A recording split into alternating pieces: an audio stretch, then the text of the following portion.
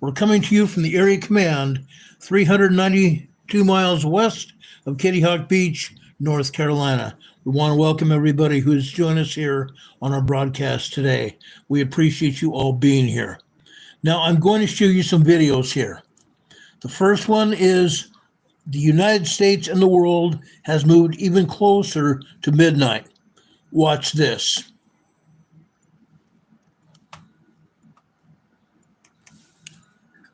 It is the determination of the Science and Security Board of the Bulletin of the Atomic Scientists that the world has not made sufficient progress on existential risks threatening all of humanity. We thus move the clock forward. In setting the clock closer to midnight, we send a stark signal. Because the world is already perilously close to the precipice, any move towards midnight should be taken as an indication of extreme danger and an unmistakable warning. Every second of delay in reversing course increases the probability of global disaster. It is now 89 seconds to midnight. This is the closest the world has ever been to midnight. It's the closest this world has ever been to midnight. That poses a problem, doesn't it? I hope everybody realizes where we're at. Okay? It's not just because of President Trump assuming office 2 weeks ago. In fact, it has very little to do with it. It has to do with the world and the economic and the military situation here around the world. Not just the United States, but the world. Okay? We're going to talk about that tonight. I want to make it very clear what is going on. Okay? Now, first, I want to talk about some things here. I want to thank some people for helping us out here on our program and helping us keep the lights on here, and also helping us doing our job here on making sure we can get a new computer. And I believe we're going to need a new computer. I'm going to look into that possibility further in the coming days. I'm going to take about 2 more days to look into that, but I think we may need another computer. And unfortunately, that's happened. Okay? But I want to thank everybody who has contributed to making sure this program stays on the air. Now, I told you about a card that we received from John and Laura from Oregon. Okay, I want to show you that card right now. Okay, this is that card. She knows I love trains. Okay, this card says, "Hi, Ron and Carol. We thought of you when this train came by while we were waiting to pick up a prescription at Walgreens. This train track is right by the parking lot. It was very entertaining for us to watch the train cars go by, then to see it back up and pick up more train cars. Sincerely, John and Laura." This is a beautiful card, guys. It really is a beautiful card. Let me show you another picture inside the card. Okay? And even another after that. The first picture showed the car or the train going by, the locomotive with a few cars going by. Then it backed up onto a reserve track. Okay? Then it picked up more cars and took off again. Okay? It's a beautiful card. I want to thank John and Laura for their donation also to our program. She said this train was headed to a lumber mill up the road from here.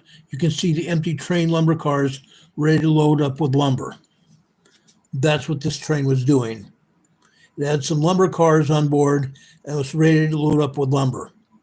John and Laura, thank you for that beautiful card. Then I want to thank Trish Killian, Rich and Trish Killian. Rich and Trish have been part of our EMA family for years. I want to say close to 6 years, and we appreciate them being part of our EMA family.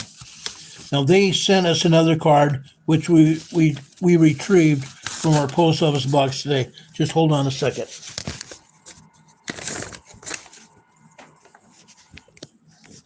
Sorry about that.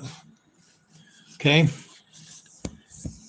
All of you understand we also have some dogs. So this is a dog card. Okay. We really love that. Carol and I really love that card. Trish and Rich, we appreciate that. They also sent us a donation as well. Thank you for that. Inside the card it says, Ron, thank you for your commitment to keeping us safe and educated. You are a great friend to all. Blessings upon you and Carol. The things you do are so nice, and a single thanks will not suffice. Rich and Trish Killian, Mesquite, Nevada. Okay. What a wonderful card. We thank you for this card, Rich and Trish. You guys are awesome. And thank you for your donation as well. You all can also send us cards and letters. Carol and I love it. Our post office box is 104 North Green Street, box 105. Morganton, North Carolina. The zip code here is 28655. We really appreciate that. Now, other than that, another friend of ours sent us a cool book that he wrote. I'll show you that book tomorrow. I'm not prepared to show it to you right now, unfortunately. It's still in his folder that he sent us here.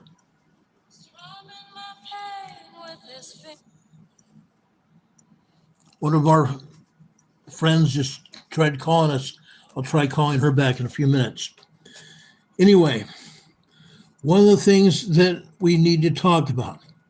Yes, this is politics. I will get to earthquakes in a few minutes. The swamp. Okay, we've heard about the swamp. We've heard President Trump talk about it, and other politicians around the world talk about the swamp here in the United States. Today, more of the swamp was sent packing. Today, Trump slashed 200,000 jobs in the federal government. Trump slashed 200,000 jobs from the federal government. Okay? Now, Kash Patel, who's about to become the new FBI director, he was also saying that as soon as he is put in as FBI director, as soon as he is sworn in, he's going to release information about the January 6th pipe bomber. If you remember, back in 2021, a pipe bomber was seen planting a pipe bomb at the Democrat National Headquarters in Washington, D.C. That same person was seen planting a pipe bomb at the Republican National Headquarters, also in Washington, D.C. They believe he is the same person.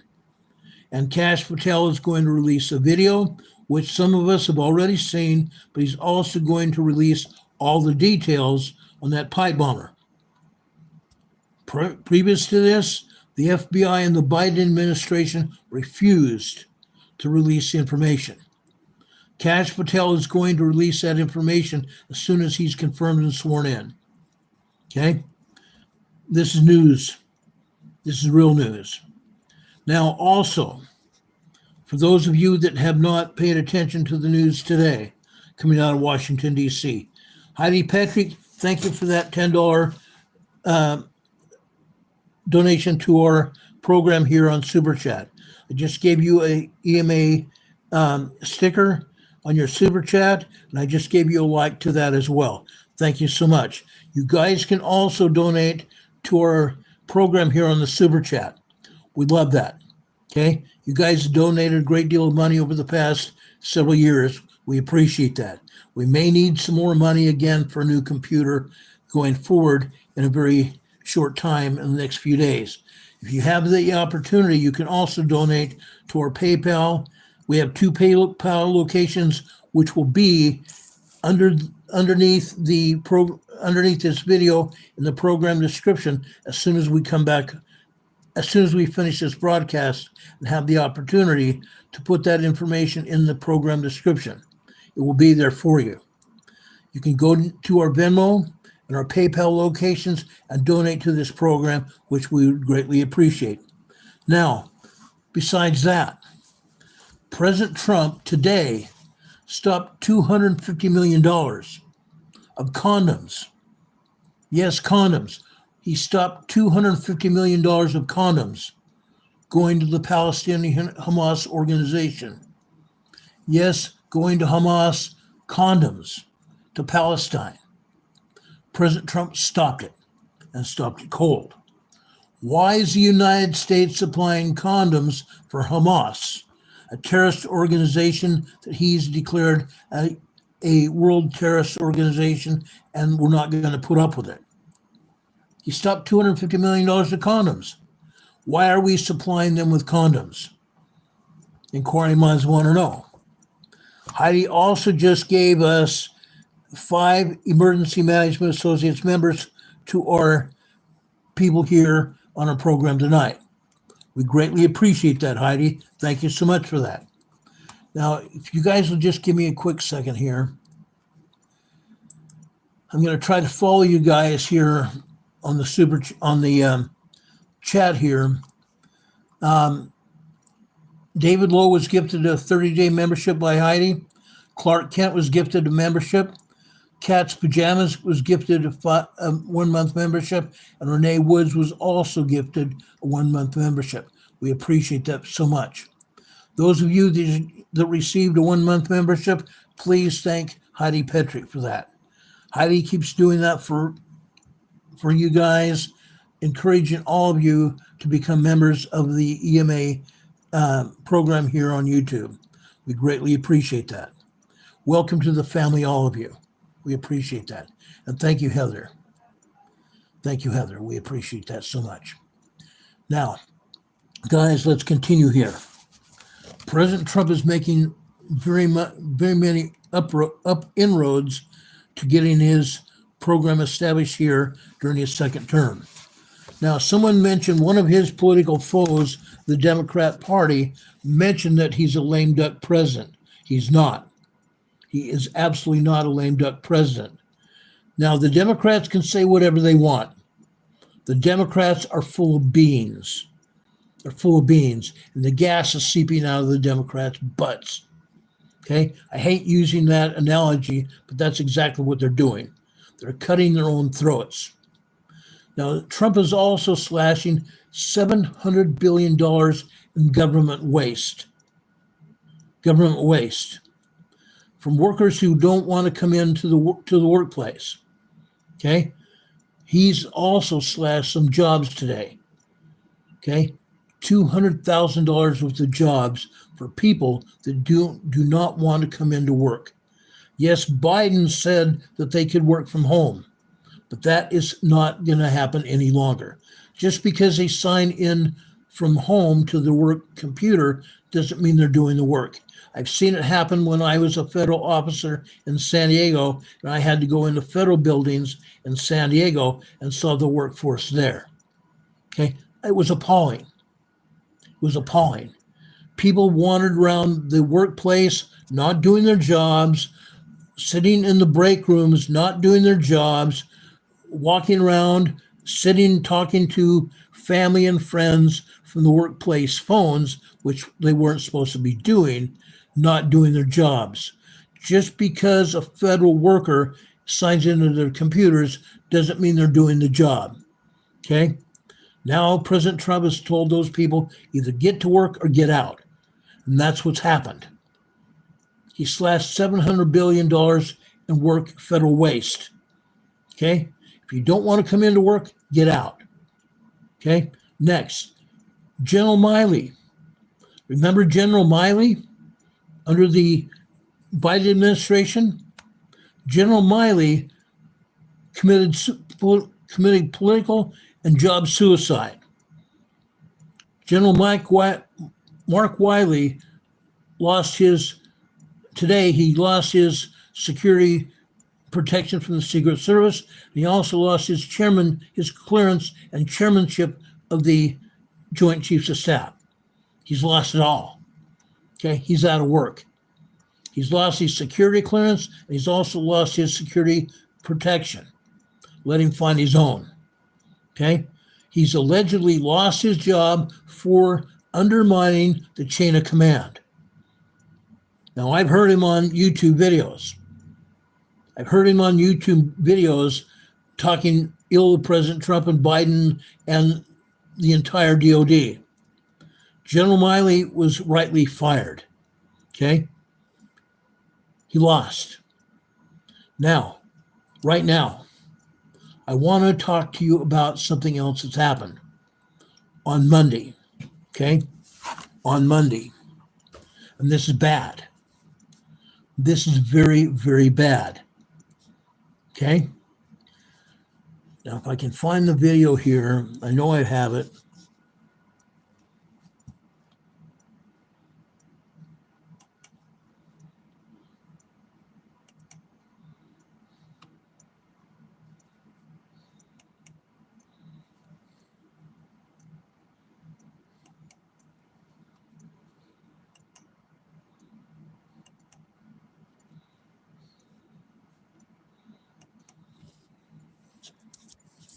Just bear with me for a quick second.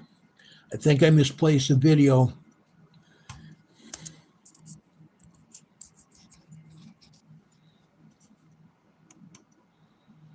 I want to show you this because it is very violent. Okay? On Monday, Mexican drug cartels opened fire on the U.S. Border Patrol. Do not buy new. Okay, they opened fire on U.S. Border Patrol. I'm going to show you that video momentarily. It's bad. Okay? Those of you that might think you're going to see gore, it's not the case. Let me show you this video right now.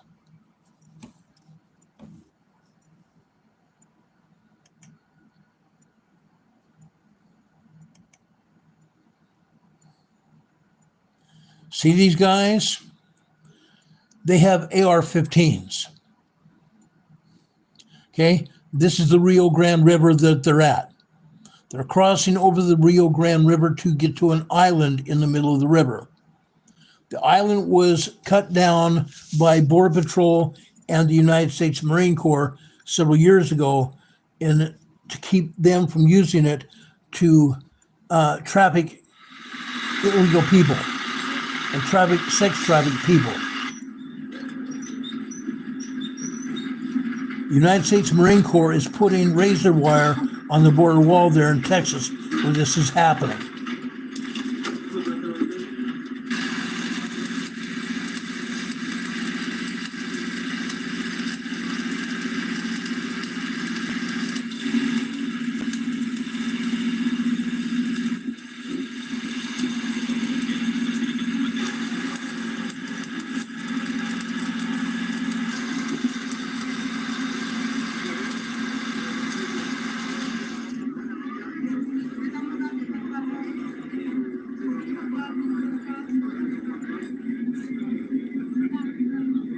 More than 4,000 migrants were deported in 1 week, the first week that President Trump was in office.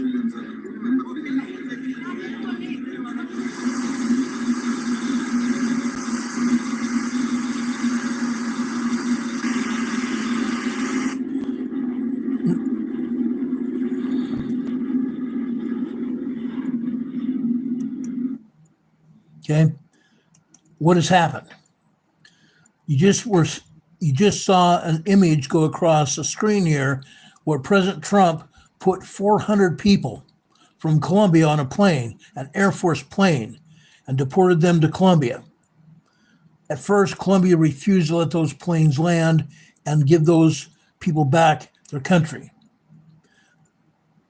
They later, with urging from President Trump, let those planes land. And the Colombian president also sent his own plane to the United States to pick up deportees and transfer them back to Colombia. Okay? But this has happened. Okay? Look what's going on here.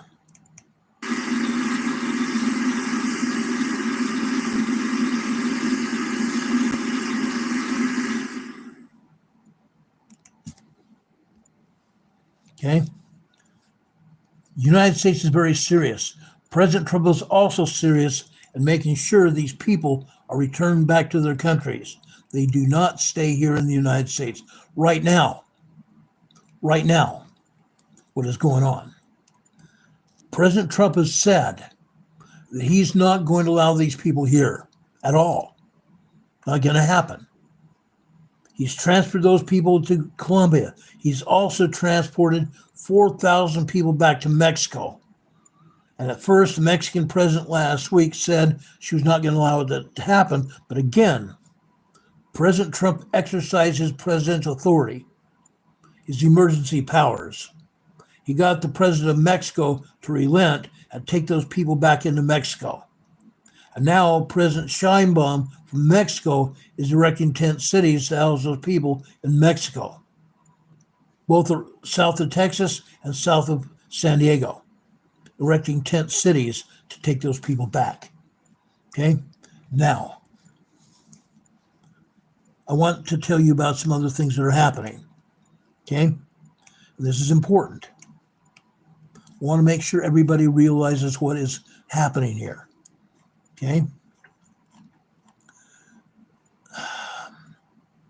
Again, I showed you drone images that show armed cartel smugglers that opened fire on U.S. Border Patrol in Texas. Incredible.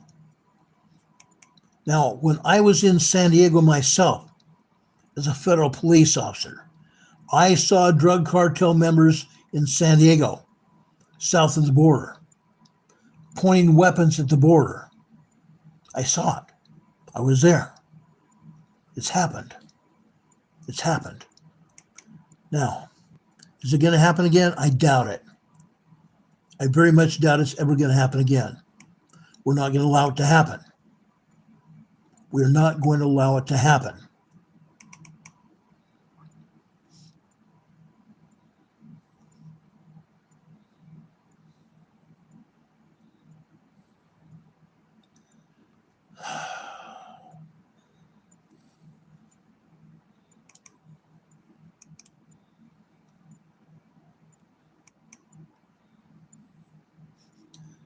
Yes.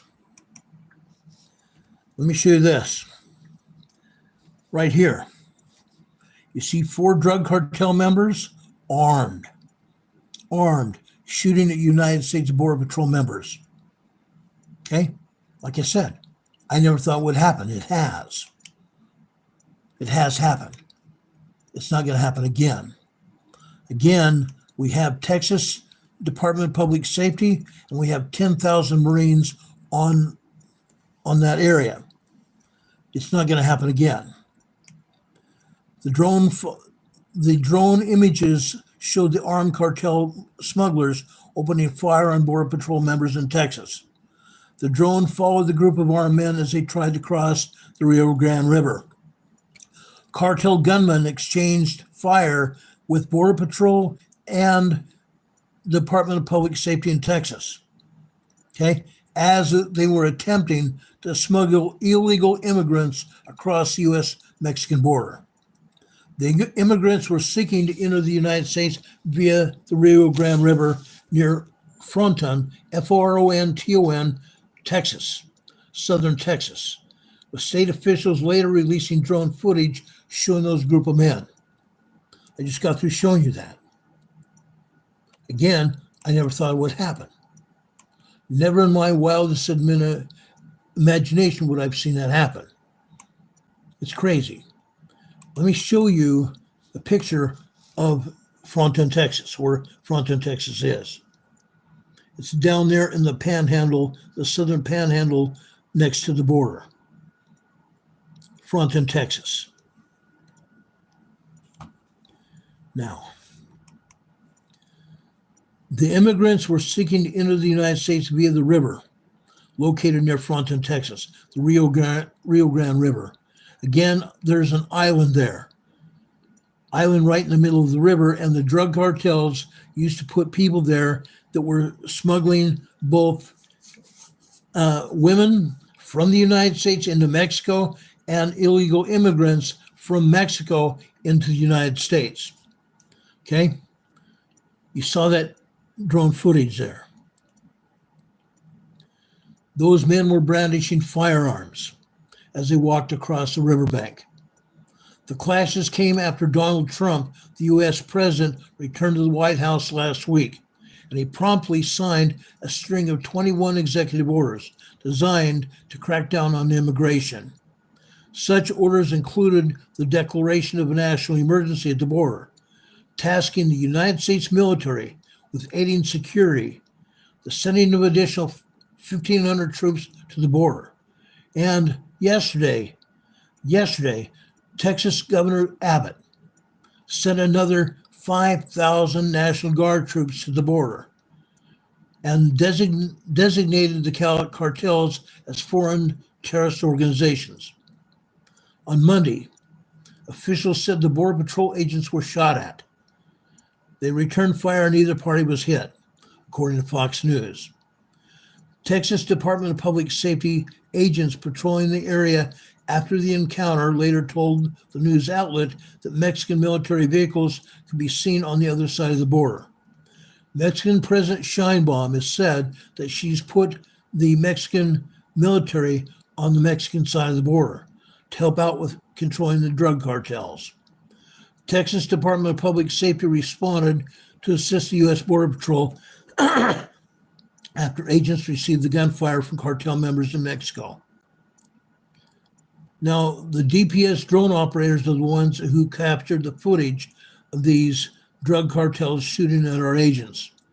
The state of Texas will continue to monitor the area closely and use every resource available to prevent transnational threats to our law enforcement partners and the Homeland Security.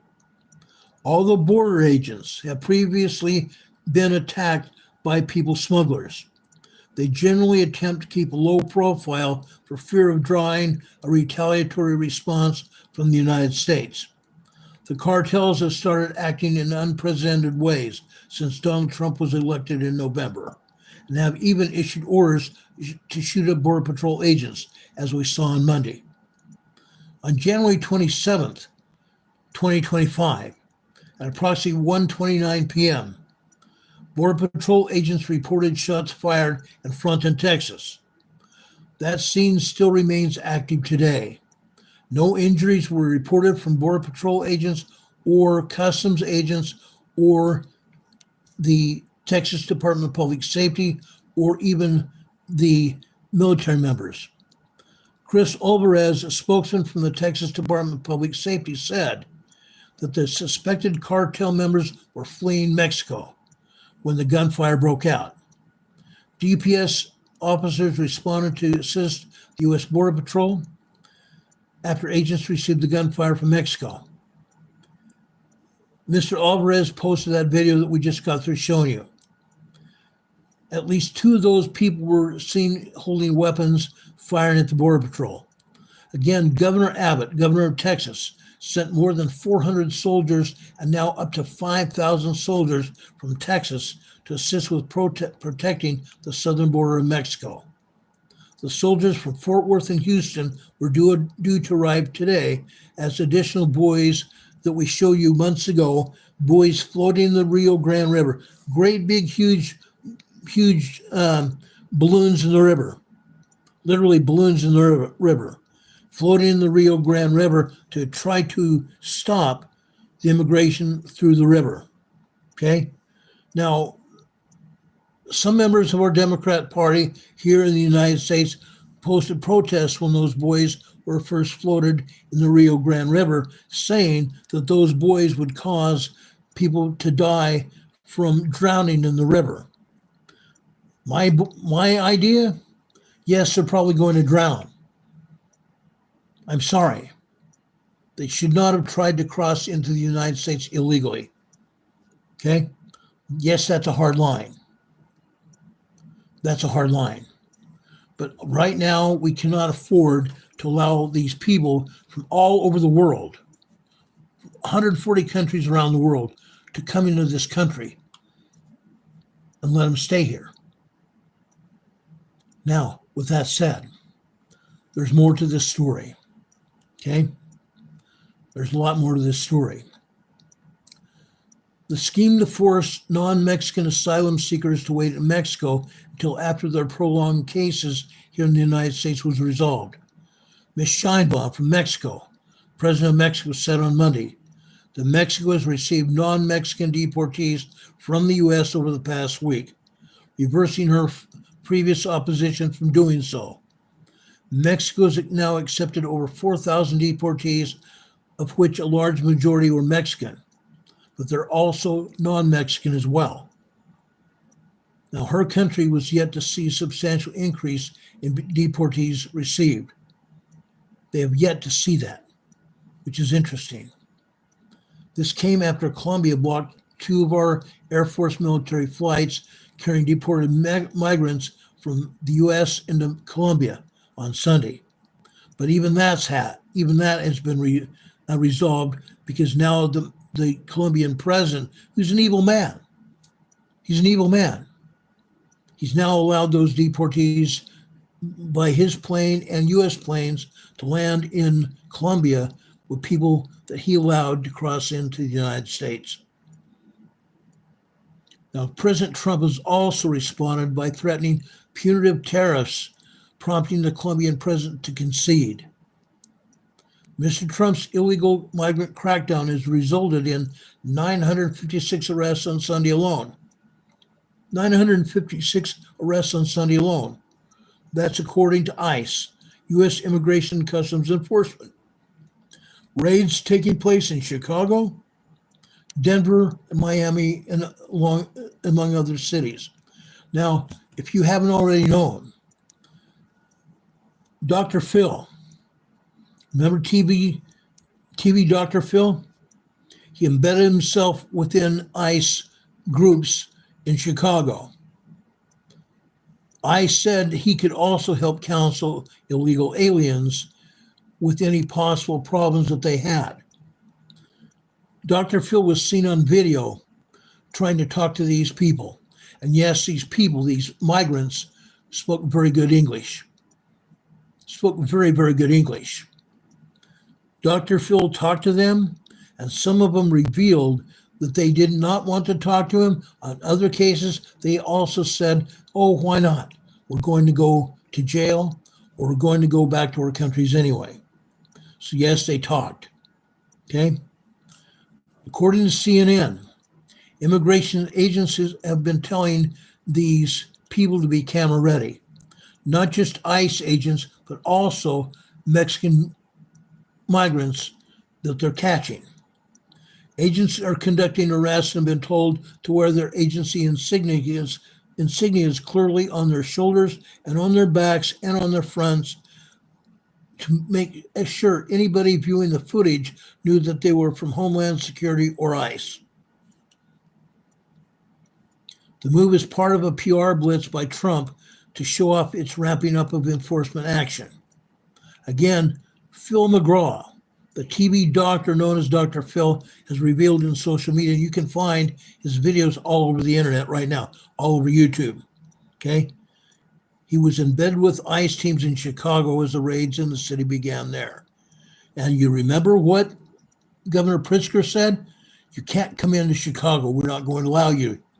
We're not going to allow any of the agents to come in. Well, guess what? He's back down. Why? Because the Homeland Security Czar protecting the border, Tom Homan, threatened to take him and any other mayors or governors that prevented ICE agents from arresting these people, clean up our country. These people have no money. President Trump took it down. Actually, it wasn't even that. It was Biden that took their money away from them. Starting January 1st, the Biden administration cut off all their money. Before that, they were getting upwards of $3,000 to $5,000 a month, each one of them. That money's got cut off on January 1st. And then Trump cut off everything. In footage posted online, Dr. Phil is seen question Sam Sita, a Thai national from Thailand, who Border Patrol had arrested. Tom Homan, the head of ICE, told Mr. McGraw and Mr. Sita, who is an illegal alien convicted of crimes involving children. Yeah, Mr. Sita. Again, you're going to see him on video with Dr. Phil. but CETA has been convicted of crimes involving children. McGraw asked CETA if he had been charged for the crimes. Mr. CETA replied, not really. A stunned Phil McGraw replied, not really? And never been deported? To which Mr. CETA replied, nope. Unreal. Unreal. The very criminal that had been arrested many times, and Dr. Phil asked him if he'd been charged with crimes, and he said, not really. Nope. How had he been arrested for crimes involving children if he'd never been charged? That's impossible. That's impossible. But Dr. Phil's been involved, as well as other people, with the arrests. They want them to know what's going on. They want the public to understand what is actually going on. Okay? It's unreal. It's unreal. Now, again, I want to show you another thing that I picked up from Julie Kelly on one of our friends, Dan Bongino. Let me show you this. Exclusive. New House report into unsolved January 6 pipe bombs revealed once vigorous FBI investigation stopped in early 2021, despite literally devoting massive resources in finding the suspect. Now agencies are refusing to cooperate with the House inquiry. The FBI has refused to cooperate with the House inquiry, but, as I said, that's going to come to a screeching halt. Let me show you another thing I picked up from Dan Bongino today. Exclusive and breaking. The Trump administration clears house at U.S. International Aid Agency for failing to follow Trump's executive orders. The Trump administration placed number of U.S. aid official U.S. Agency of International Development on administrative leave after suspecting that they were conspiring to circumvent President Trump's executive orders on the halting of federal aid funds to overseas programs and DEI initiatives, according to the agency-wide email. Okay, what does this mean? Last week, when President Trump began putting out those executive orders, he said that he was canceling all overseas aid funds. Canceled all overseas aid funds, even the Agency of International Development.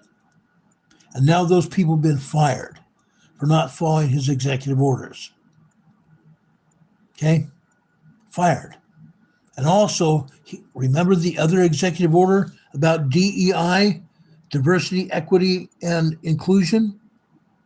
All those departments have been abolished within the federal government. All those DEI departments have been abolished throughout the federal government. And I've also found out that other companies here in the United States, such as Target and Walmart, are also abolishing their DEI departments within their companies. It's over. It's over. They're not going to favor individual groups over anybody else. That is over. It's completely over. It's discrimination. Ray Spur says, this is all old news. Tell me something new. Okay, I'm going to tell you something new. Let me show you this.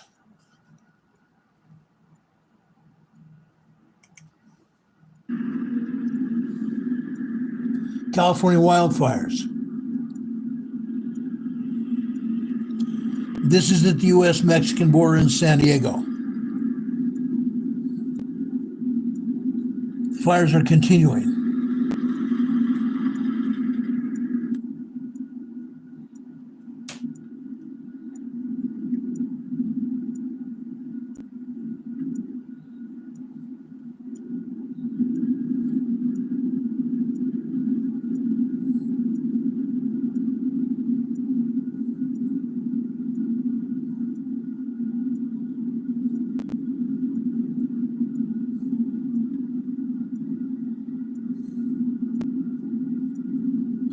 Look at this pilot here dropping flame retardant on the flames, flying into the smoke.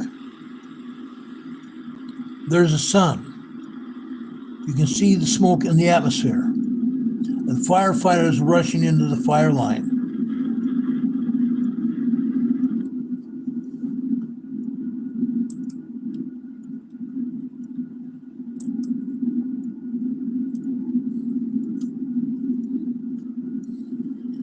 The fires are still going in Southern California, guys. Literally all over. Okay? All over. Now, are they going to be contained anytime soon? We don't know. We honestly don't know. Okay? In Los Angeles is a different story. As of yesterday, I told you that the fires in LA were contained, 90% contained. Unreal. Unreal. Want to give you some more information here.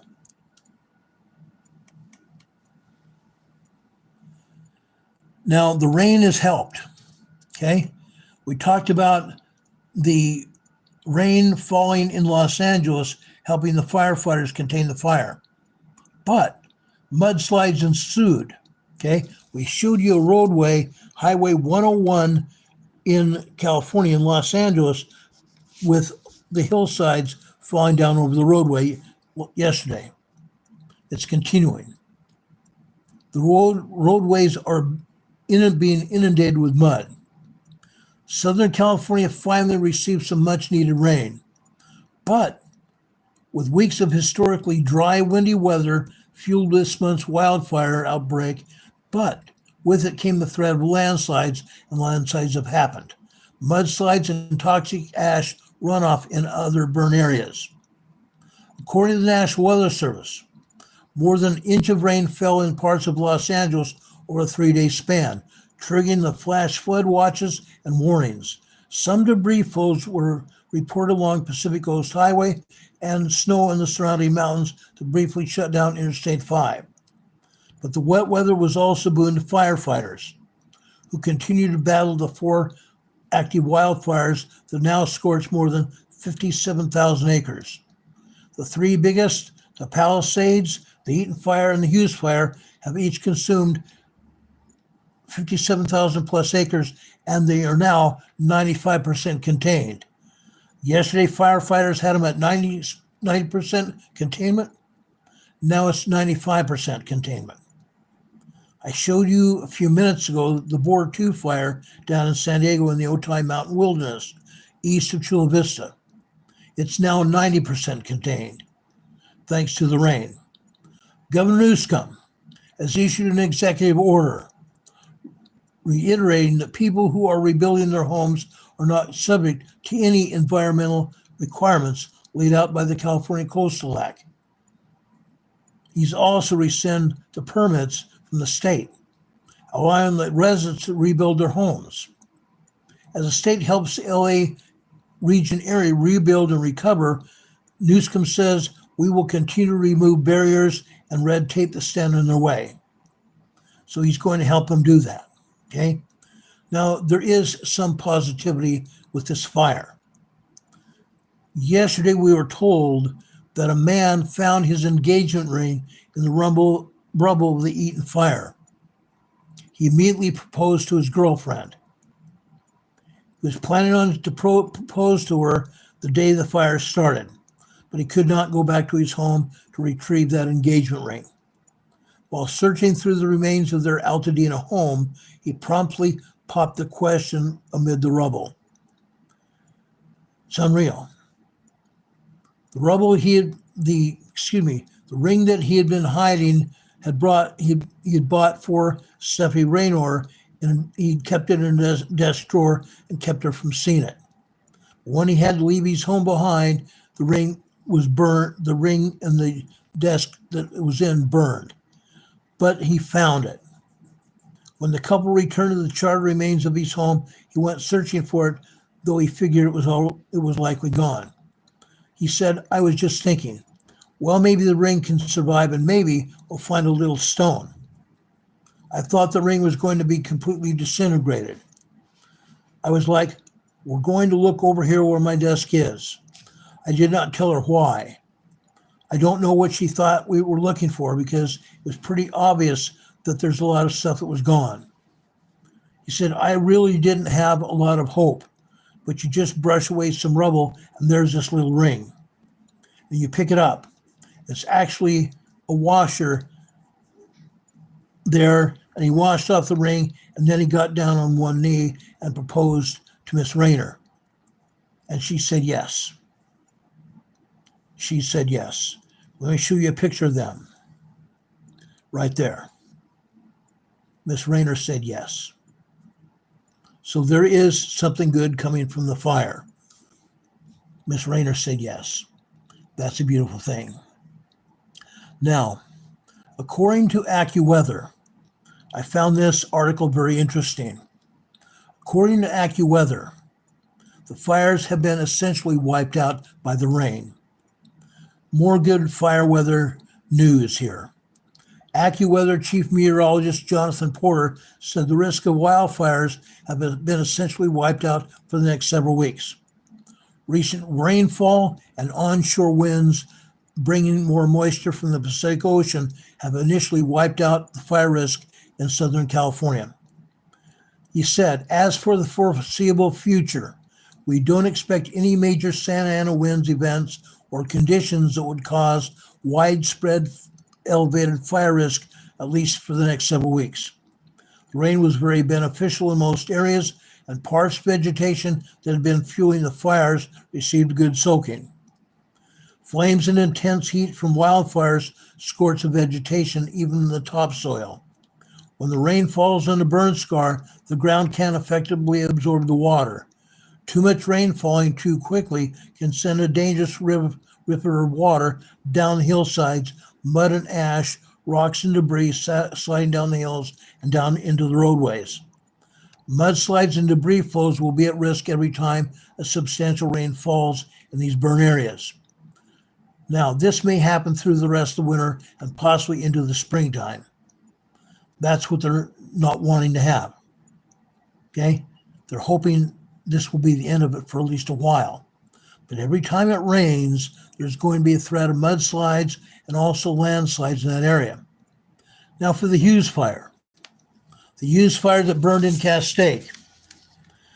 The Hughes fire has now burned more than 10,000 acres after erupting over a week ago.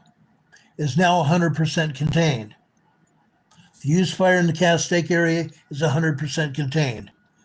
Firefighters have successfully held the fire at 10,425 acres, and they brought containment up to 98%, essentially 100% containment.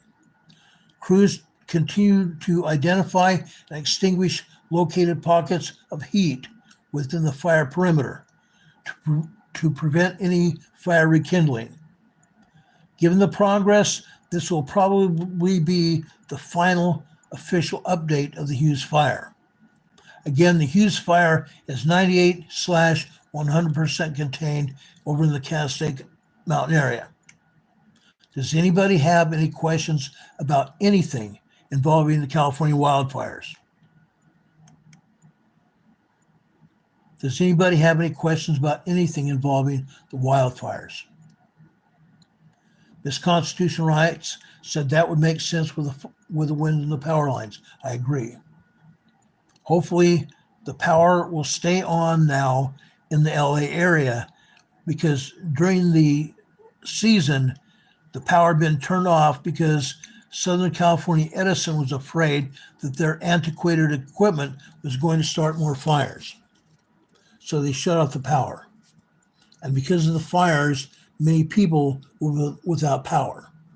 Even the people that were able to save their houses were without power.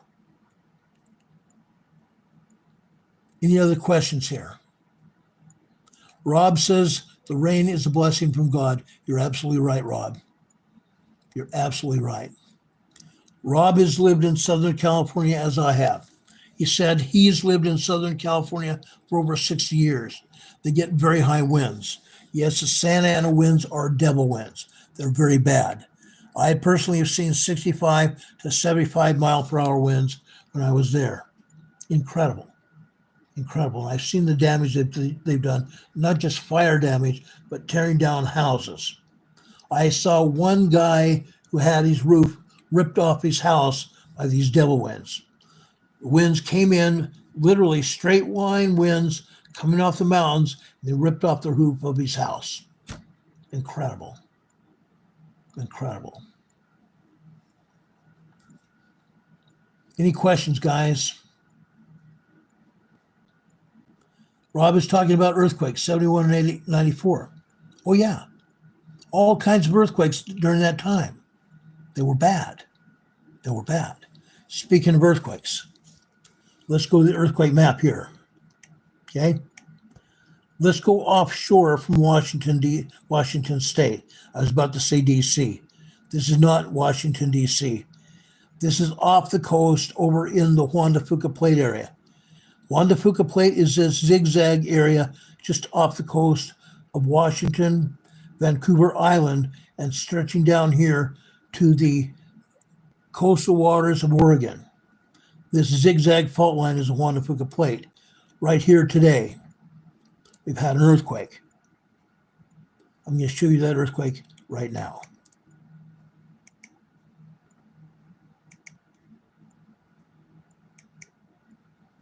Okay, this is a 4.2 earthquake.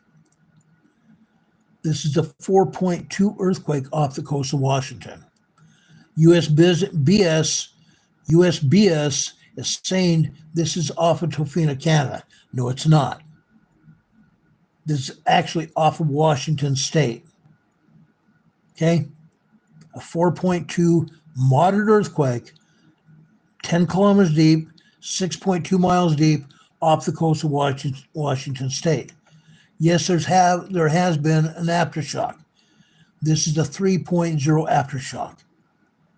The aftershock happened at 2:45 this afternoon. The 4.2 earthquake happened at 8:53 this morning Eastern Time. Okay? Again, I want to tell you, the Cascadia subduction zone is active and well. Okay? The Cascadia subduction zone is active. Very active. Okay? Yes, they're having all kinds of earthquakes up and down the entire coastline from Vancouver, actually from Queen Charlotte Island or Haida Gwaii in British Columbia here. Let me bring that down here. This island up here, right here, is called Queen Charlotte Island or Haida Gwaii. Okay? The Cascadia subduction zone reaches from the southern Haida Gwaii here all the way down to northern California down here. Okay? And there have been earthquakes here. I first want to address this earthquake over here near the coast of Washington State. Okay? This is a 1.7 magnitude tremor. This is a 1.7 tremor here near Forks, Washington. Near Forks, Washington. Okay? Near the coastline. This is just a tremor. This is 28 kilometers deep. 28 kilometers deep. Let's go over further inland here to the east part of Washington. Okay? This is a 0.7 microquake near Allen, Washington. Allyn, Washington. Okay? 17 kilometers deep. Right next to it is a 0.5 microquake here. Also, Allen, Washington. 19.5 kilometers deep. Okay? Now let's go over to Mount Rainier.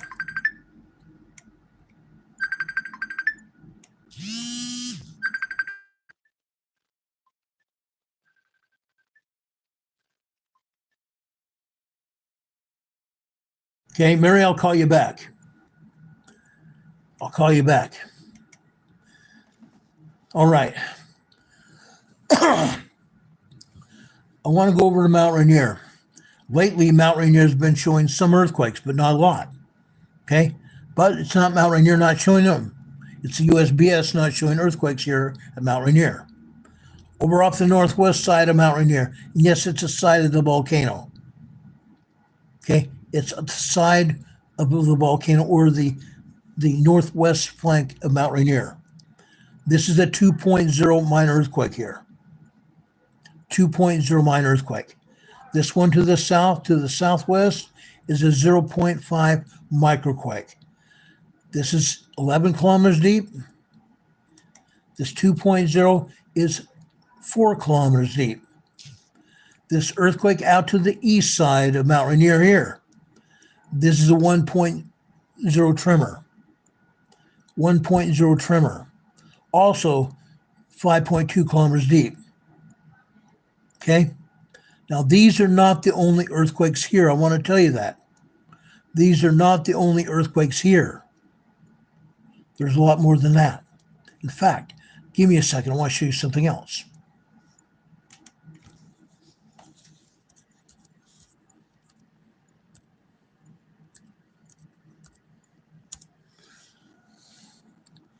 I'm going to show you where we get the information about Washington, Oregon earthquakes, and even the volcanoes over at the Pacific Northwest here. Okay, this is the Pacific Northwest Seismic Network. Okay, this is the map of the volcanoes that are active here. This is the map of the volcanoes that are active.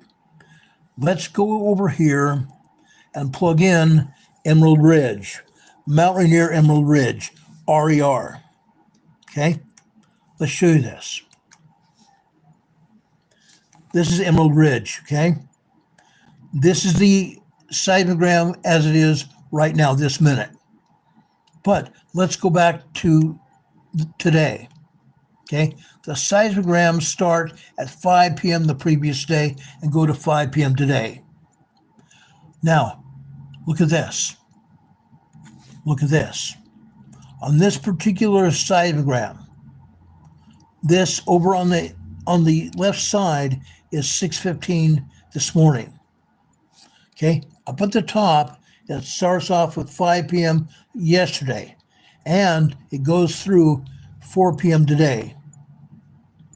Today, right here, on this red line, this is 6:15 this morning. 6:15 this morning. We go over 1, 2, 3, 4, 5, 6, 7, 8, 9, 10, 11, 12, 13 minutes later. 6:13 this morning. We have a 3.3 earthquake. 3.3 earthquake here at Mount Rainier. Why are they not showing this? Why are they not showing this earthquake? Inquiring minds want to know. Why are they not showing us this earthquake? This is just at Emerald Ridge. Let's go over here and pull up another seismograph here at Mount Rainier. This seismograph is Camp Sherman, RCS. Okay, see where it says RCS? This is the code name for the seismogram. Look at this. This shows more of the activity than the Emerald Ridge seismogram showed us. Look at this. Now you're seeing the earthquakes up and down for the past 24 hours. You see earthquakes here, a lot of earthquakes. You're also seeing vertical lines here without dots in the middle of them. The vertical lines without dots are steam signatures. The vertical lines without dots are steam signatures. This big red symbol here, okay? This, folks, is a magma churn signal. Magma churn signals are typically 23 to 24 lines high. Through the magma churn signal, we can find out how far the seismologists have turned down the seismograph. Let's look here. 1, 2, 3, 4, 5, 6, 7, 8 lines high. So in this case, this particular seismograph was turned down 30%. Turned down 30%. If we look at this earthquake, this 3.3 earthquake that I said it was, let's think about this. If this earthquake is only showing, this seismogram is only showing us 30% of actual real world, guess what? This possibly was a 5.0 earthquake here in Washington State at Mount Rainier. That would have been a 5.0 here at Mount Rainier. Given the idea that the size, this magma churn signal here should have been 24 lines high. This is only showing 30% of real world. This earthquake right here is showing 30% of real world. So this was actually a 5.0 large earthquake at Mount Rainier. Okay. Yes, we're seeing a lot of other earthquakes. A lot of other earthquakes such as this. This probably would be a 2.9, 3.0 earthquake right here, where my cursor is. This earthquake right next to it, 2.7. This earthquake down here was also 3.0, 3.1 earthquake, possibly, maybe larger than that. But this one was probably a 5.0 earthquake, without a doubt, considering that this seismograph was turned down to just 30% of real world. Okay, there are a lot of other earthquakes at Mount Rainier, but guess what? The Pacific Northwest Seismic Network and USGS want to buffalo us. They don't want us to see what actually is going on. Let's go over here. See this graph here?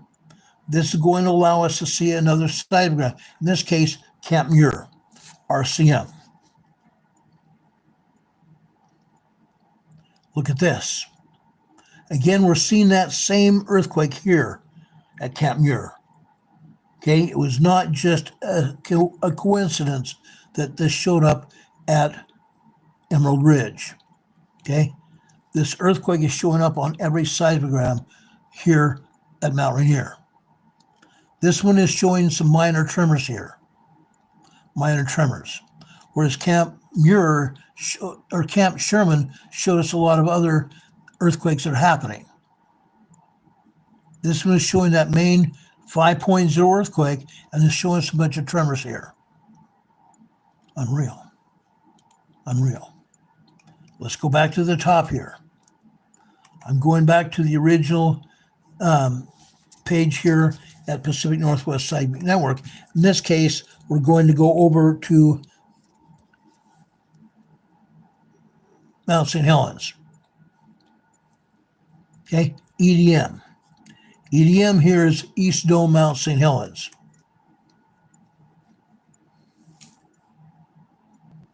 Again, this is the seismogram that we're seeing right now. So let's go back to earlier today. Okay, again, the seismograms coming from the Pacific Northwest Seismic Network are showing us activity from 4 p.m.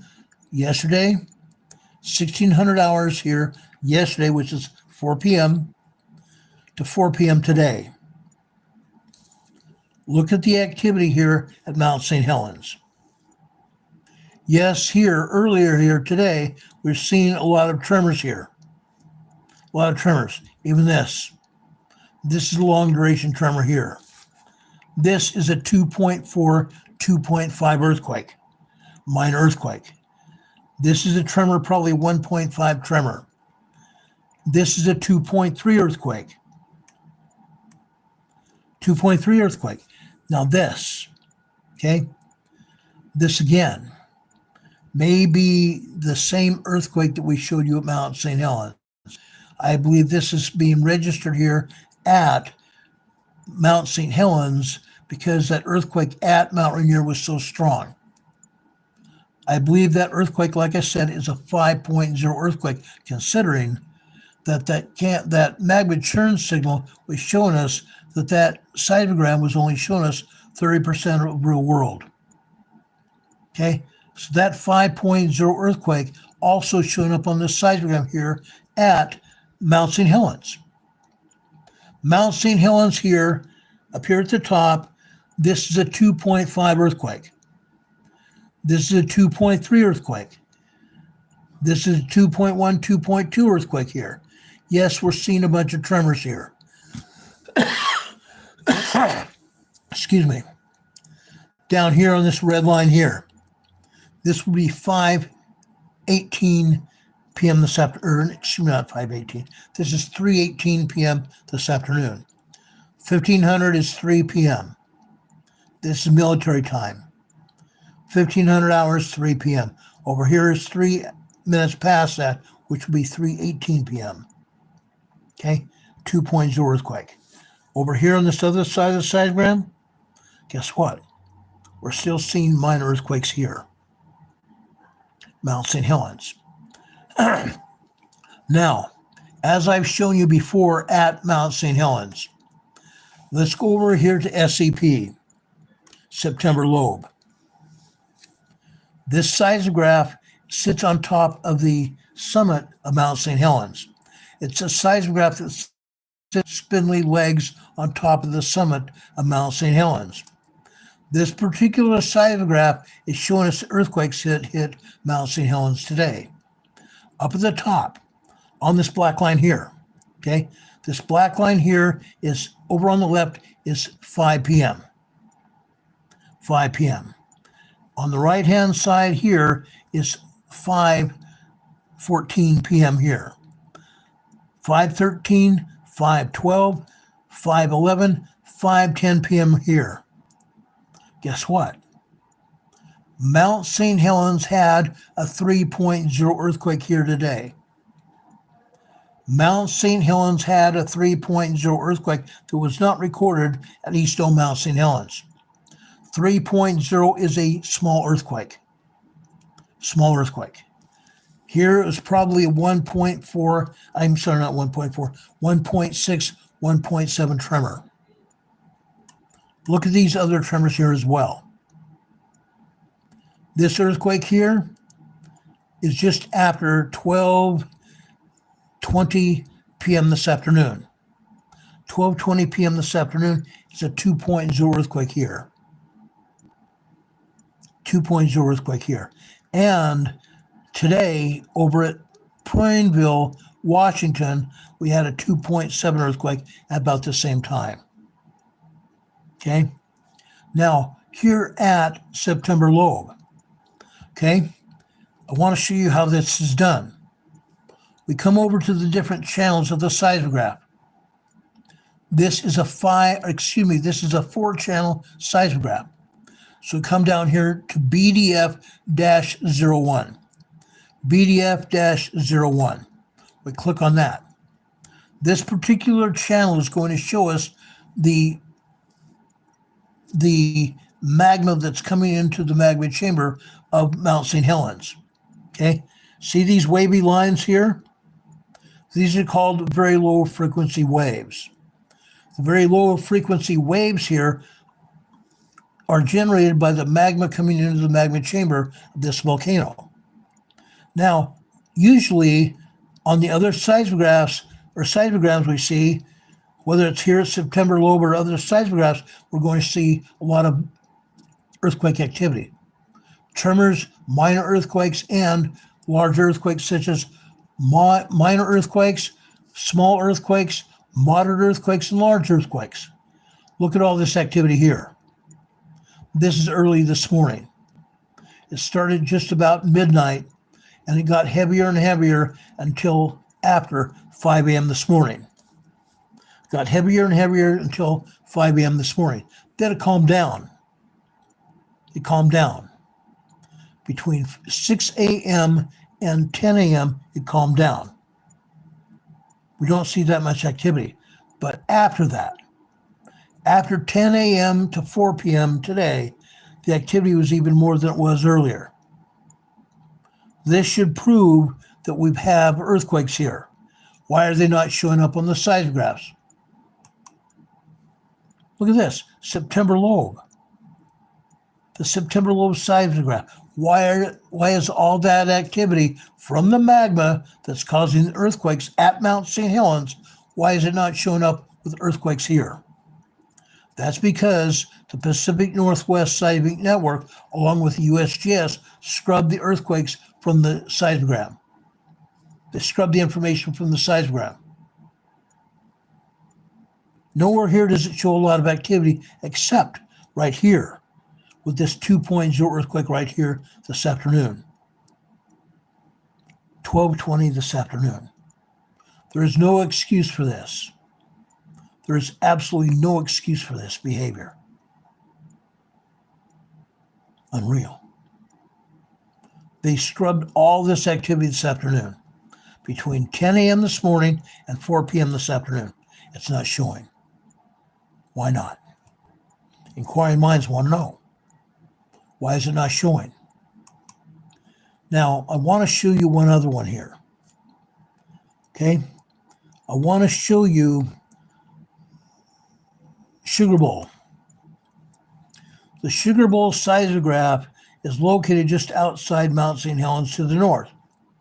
So it's going to give us a better idea of what it's seeing here. Look at all these earthquakes here at Mount St. Helens. So you have to look at other seismographs to see what's going on. You cannot just rely on one seismograph and say, oh, this and this has happened. You have to be looking for everything. You have to look at other seismograms to see exactly what's happening. Okay? Joanne is here in the chat saying, boy, if they scrub the seismograph at Mount St. Helens, what are they doing on our own neighborhoods? Oh, I agree. What are they doing? Now, I've shown you seismograms from Los Angeles. They're scrubbing those as well. They're scrubbing those as well. They are not being honest with anybody. They're not being honest with anybody, guys. They're just not. That's why we have to look at other seismograms, see exactly what's going on. One seismogram may show us part of the story, but to get the real story, we have to look at other things. Okay? Charlene is saying, perhaps drill baby drill might be a reason not to discuss seismic activities. Not necessarily. Not necessarily. Now, if you're talking about Texas, Nebraska, Oklahoma, and Kansas, that might be part of it. Because seismic activity comes off the Pacific Ocean and goes west to east across the continent, across the North American continent. And yes, where we drill for oil, where we drill for steam from the volcanoes, the seismic energy hits those drill points and causes rock fracturing at those drill points. Rock fracturing at those drill holes. Okay? Causing earth movement, earthquakes. Right? Yes, that happens. But it's not just drill, baby, drill. These are at the volcanoes. These are at the volcanoes. It has nothing to do with drilling for oil or drilling for steam. These are earthquakes caused by magma going into the magma chamber of these volcanoes. I think I made my point. Sage Pup is saying, hey family, just popped in, still recovering from yesterday. Much love, everyone. Sage Pup, I'm going to try to call you sometime tomorrow. I wanted to call you today, but I thought you might still be in the hospital healing. I didn't want to bother you. Sage Pup, I'll try to call you tomorrow morning to find out how you're doing. God bless you, brother. We appreciate you so much. Healing, grace for purposes, healing, prayer, and hugs to you, Sage Pup. I agree. God bless you, brother. God bless you. We appreciate you being here. But again, this is Mount St. Helens. Now let's go to a different different volcano entirely. Okay? We go back to this same page here at the PNSN, and this time I'm going to put in Mount Hood. In this case, Hood Meadows. HOOD is Hood Meadows. Let's go click on the seismogram here. This is Hood Meadows. This is the south side of Mount Hood. Again, on each of the seismograms here that we're showing you is present activity. Present activity. In this case, they have not scrubbed this information from the seismogram, but by tomorrow, this will be gone. By tomorrow, all this activity here will be gone. This is showing you seismic activity at Mount St. Helens, Hood Meadows, just to the south side of Mount Hood. These are earthquakes, guys. This looks like a 2.8 earthquake right here. And this is other seismic energy as well, as is this. As is all of this. Okay, seismic activity. Let's go back to the other seismogram earlier today. Each seismogram is showing us activity from 4 p.m. until 4 p.m. today. In this case, 4 p.m. yesterday. Look at this. Look at all this, guys. You can't deny it's happening. These look to be all tremors here. This appears to be all tremors except for right here. Okay? This is after 9 a.m. this morning. It's on the black line in this case. This is 9:09 a.m. this morning. This appears to be a 1.8, 1.9 tremor right here, caused by magma coming into Mount Hood. Right here, Pineville, Oregon. Okay, a 2.7 earthquake right in here. But it's not going to, the earthquake itself is not going to show up on the Mount Hood seismogram here. Okay, we have more seismic activity happening here after 2 p.m. on this black line. Look at all this activity here. Look at all this tremor activity here, and this is elevated. This is like a 1.6, 1.7 tremor. This is a 1.8 tremor here. And over here we have 1.4, 1.5 tremors here. This is elevated seismic activity, and it continues happening. It continues happening. Again, let's go back to the previous seismogram I showed you. This is happening right now. This is happening right now. 4:30 here on this blue line. On this blue line. 2.5, 2.7 earthquake at least. This may be larger than that. Okay? But again, by tomorrow, all this information will be scrubbed. It won't be available. It won't be available. This is at least a 2.5, 2.7, maybe even 2.8 earthquake right here. Okay? Now, this is just Hood Meadows to the south of Mount Hood. Let's go up to the south side of the volcano at Government Camp. Timberline. The Timberline seismograph is located at Government Camp on the southern end at the foot of the volcano. This is right now. Okay? At 4:15 on this red line, we're showing a lot of tremors. Even here on the black line here. Okay? This is 5 p.m. here on the black line. Look at the activity here. Look at this. Mount Hood Timberline. This is at least a 2.8 earthquake right here. This appears to be at least a 2.8 earthquake. I will bet you that it's not showing here tomorrow.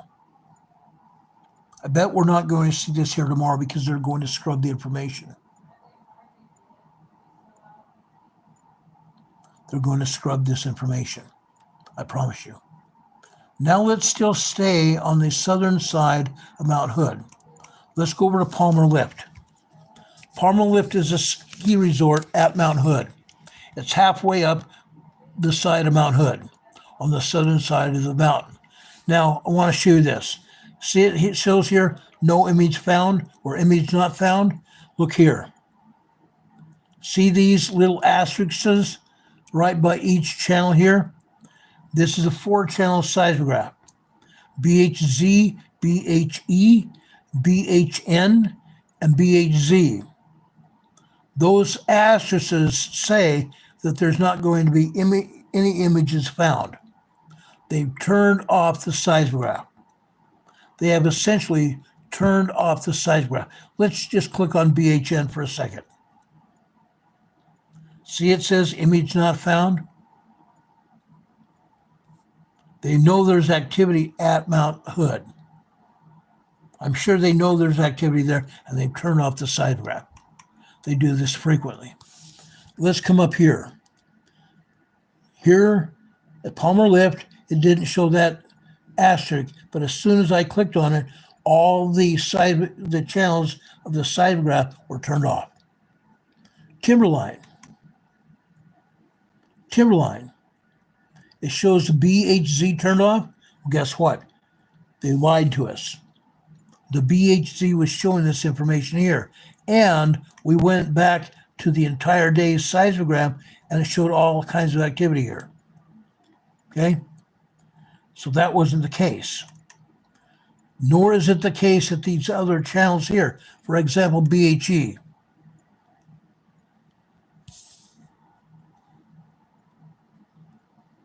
Look at this activity at BHE.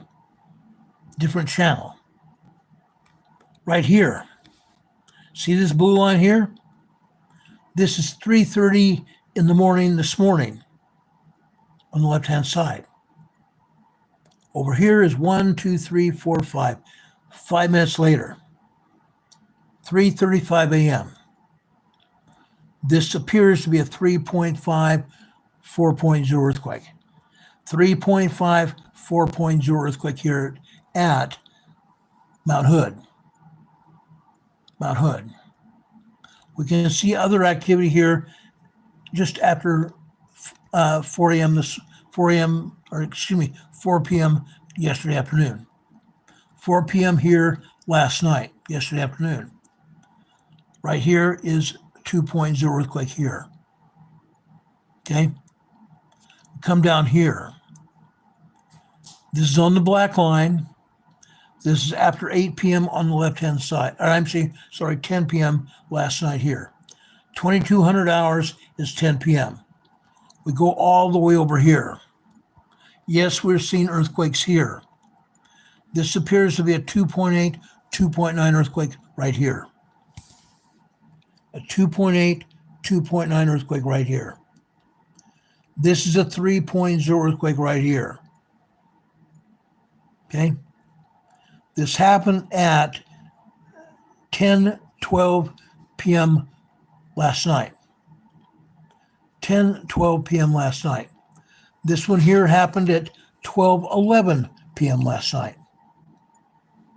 Or 10:11 p.m. last night. Right here. This is 11 p.m. last night on the left-hand side.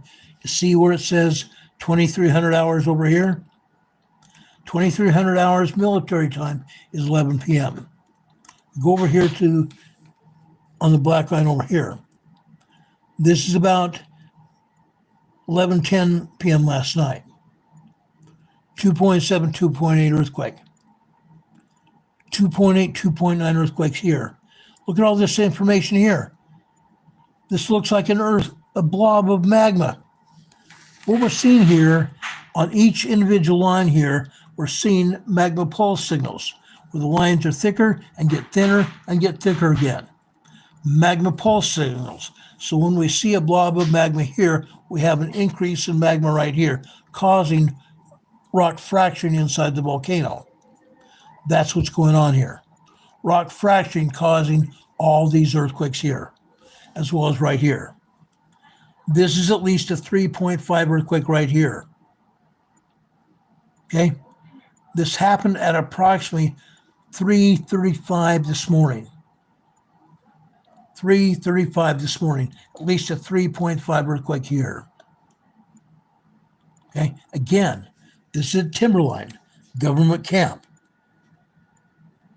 The other seismogram didn't show it, but this one does. Again, they scrub the seismograms. They're only showing the primary seismogram, BHZ. This is the primary seismogram here. Okay? We go down here to the seismogram today. This was not showing all the information, but we have to go to the other seismograms and all of a sudden we have more information. A lot more information. In this particular case, let's look at the magma coming into the magma chamber here at Mount Hood.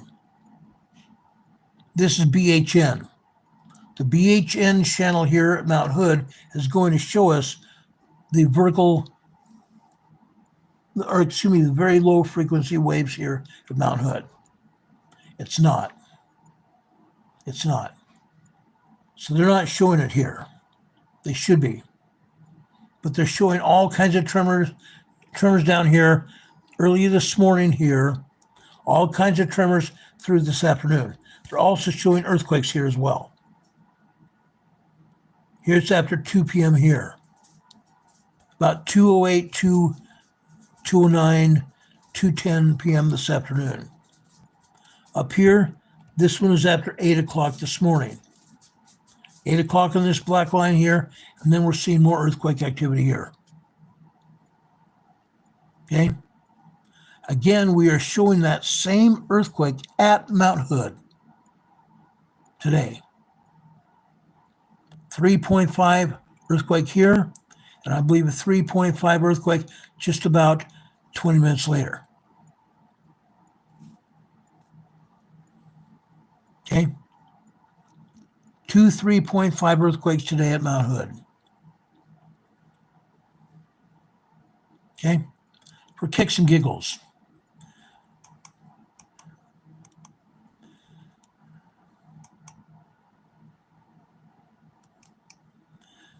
Let's go back to the main page at PNSN here, and we'll plug in the code for Sisters Volcano. OTWL.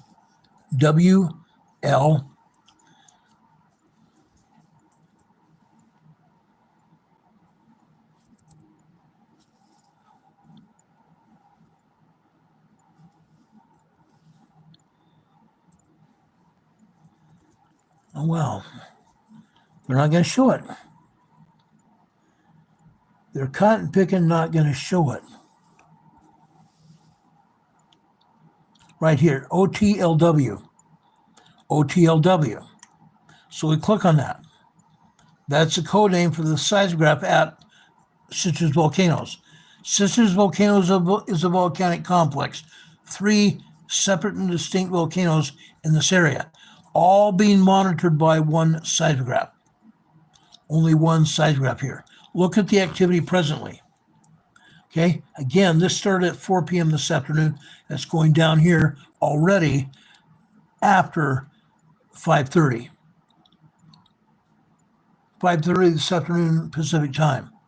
Look at all this activity here. Earthquakes. Minor earthquakes, 2.0, 2.9 earthquakes. Look at this activity here. But again, I will bet you my bottom dollar that this information is not going to be here tomorrow. Okay, let's go back to today.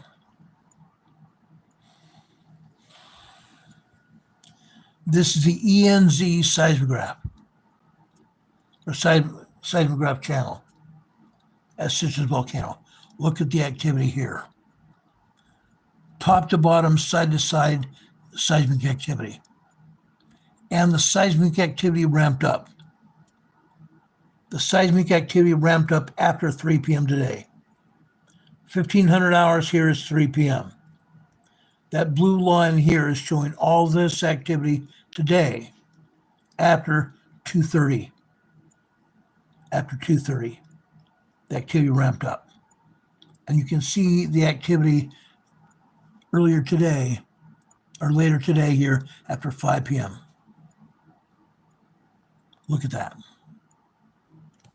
Actually, I think this activity is after 4:30. Okay. Unreal. That's Sisters Volcano. Let's go back to the main seismologist page right here. Now let's wipe out the code for Sisters Volcano. Let's go over to Crater Lake, Mount Scott. CLMS, Crater Lake, Mount Scott. Okay, we go over here. See, it says CLMS, Crater Lake, Mount Scott. Let's go over here to find the seismogram. This is in south central Oregon.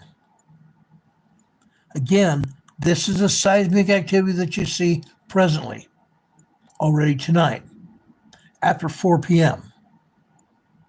The red line here is 4:15. You can see some activity here. This may be a 2.7, 2.8 earthquake right here. This is a 2.8, 2.9 earthquake here. And the same thing here. Now this may show tomorrow afternoon when we come back here and take a look at it. Okay, but let's go back over here. Let's go back to earlier today. Crater Lake, Mount Scott. Let's see what it says here. Look at this. We're seeing all kinds of tremor activity at Crater Lake as well. Look at that activity all day long. There was a time period earlier today. And I'm going to say that time period was between 7:15 to 8 a.m. this morning. From 7:15 to 8 p.m., 8 a.m. this morning, they turned off the seismograph. Why? Why did they turn off the seismograph at Mount Scott at Crater Lake? Why? There's nothing showing. There's absolutely nothing showing. But other seismic activity before that time and after that time. They turned it off for about a half hour. They turned this seismograph off for about a half hour. But we can see all kinds of activity. For example, right here. This appears to be on the red line here, which would be 7:15 this morning. Because after that, it goes away. This appears to be a 2.2, 2.3 earthquake right there. 2.2, 2.3 earthquake. Right here. This is after 12 noon here. Okay? 12 noon shows 12 p.m. right here. We come across here. We see seismic activity here. This appears to be tremors here. This activity right here is tremors. And we see all kinds of tremors happening literally all day long here at Crater Lake, Mount Scott. Crater Lake, Mount Scott, the seismograph is located on the the southeast side of Crater Lake. Southeast side of Crater Lake. Now let's take a look at Crater Lake seismograms. Okay, right here is CLBH, Crater Lake Bunkhouse. Crater Lake Bunkhouse. Now they had one that showed Crater Lake Cleetwood Cove. They've disabled that one. They've disabled that one. Let's go over here to Bunkhouse. Crater Lake Bunkhouse is on the south central side of Crater Lake, the volcano. Crater Lake is a volcano, a huge volcano. It's an alpine volcano, it's so high. And the top of the caldera, at the top of the caldera is a great big huge lake, a very deep lake. Okay? When this volcano finally erupts again, it's going to hit that cold water of that alpine lake. And there's going to be a cataclysmic explosion. A cataclysmic explosion caused by 2,500 degree magma, or not magma, sorry, 2,500 degree lava heating that cold water. Huge explosion is going to happen. Today here at the Bunkhouse, the south side of Crater Lake, where we're seeing all this activity this morning, or actually not this morning, all this activity this afternoon or yesterday afternoon were tremors. This black line is 4 p.m. yesterday afternoon. All we're seeing is tremors. The tremors continue on every line after that.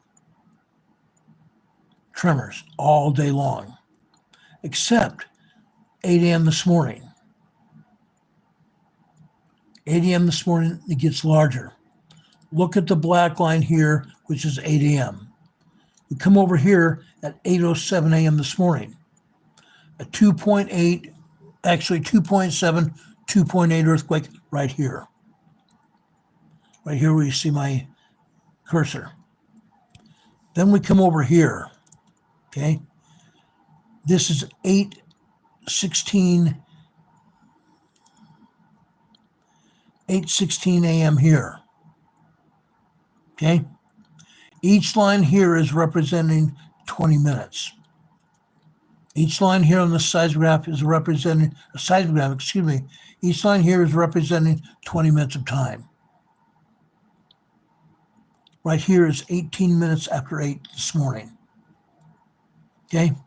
This again looks to be a 2.5, 2.6 earthquake. This is just minor earthquake activity.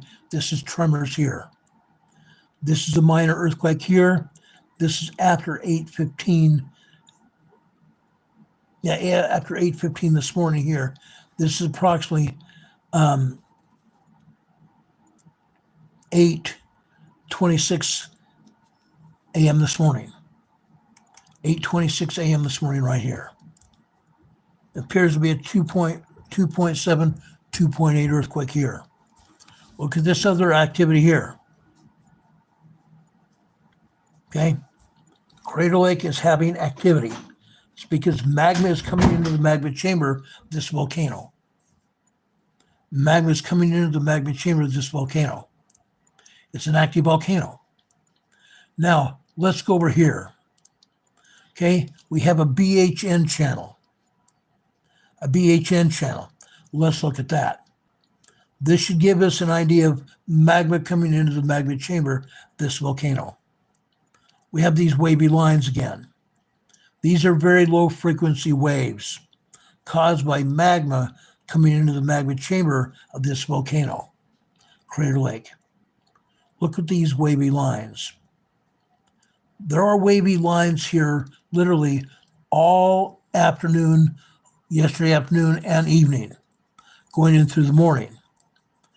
Been as of about 8 a.m. this morning right here on the left-hand side. 8 a.m. until 4 p.m. today, we had a lot of magma coming into this volcano. A lot of magma coming into this volcano. The wavy lines got thick and they got closer together.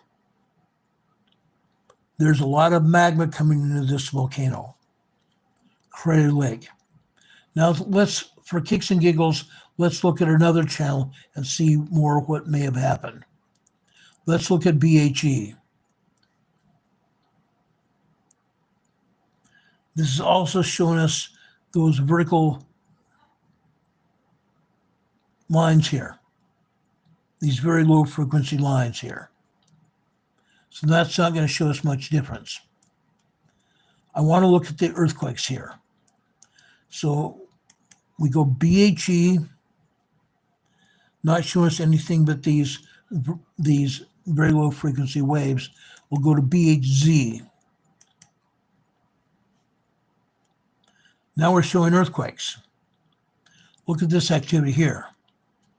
This jives with the major magma activity at this volcano.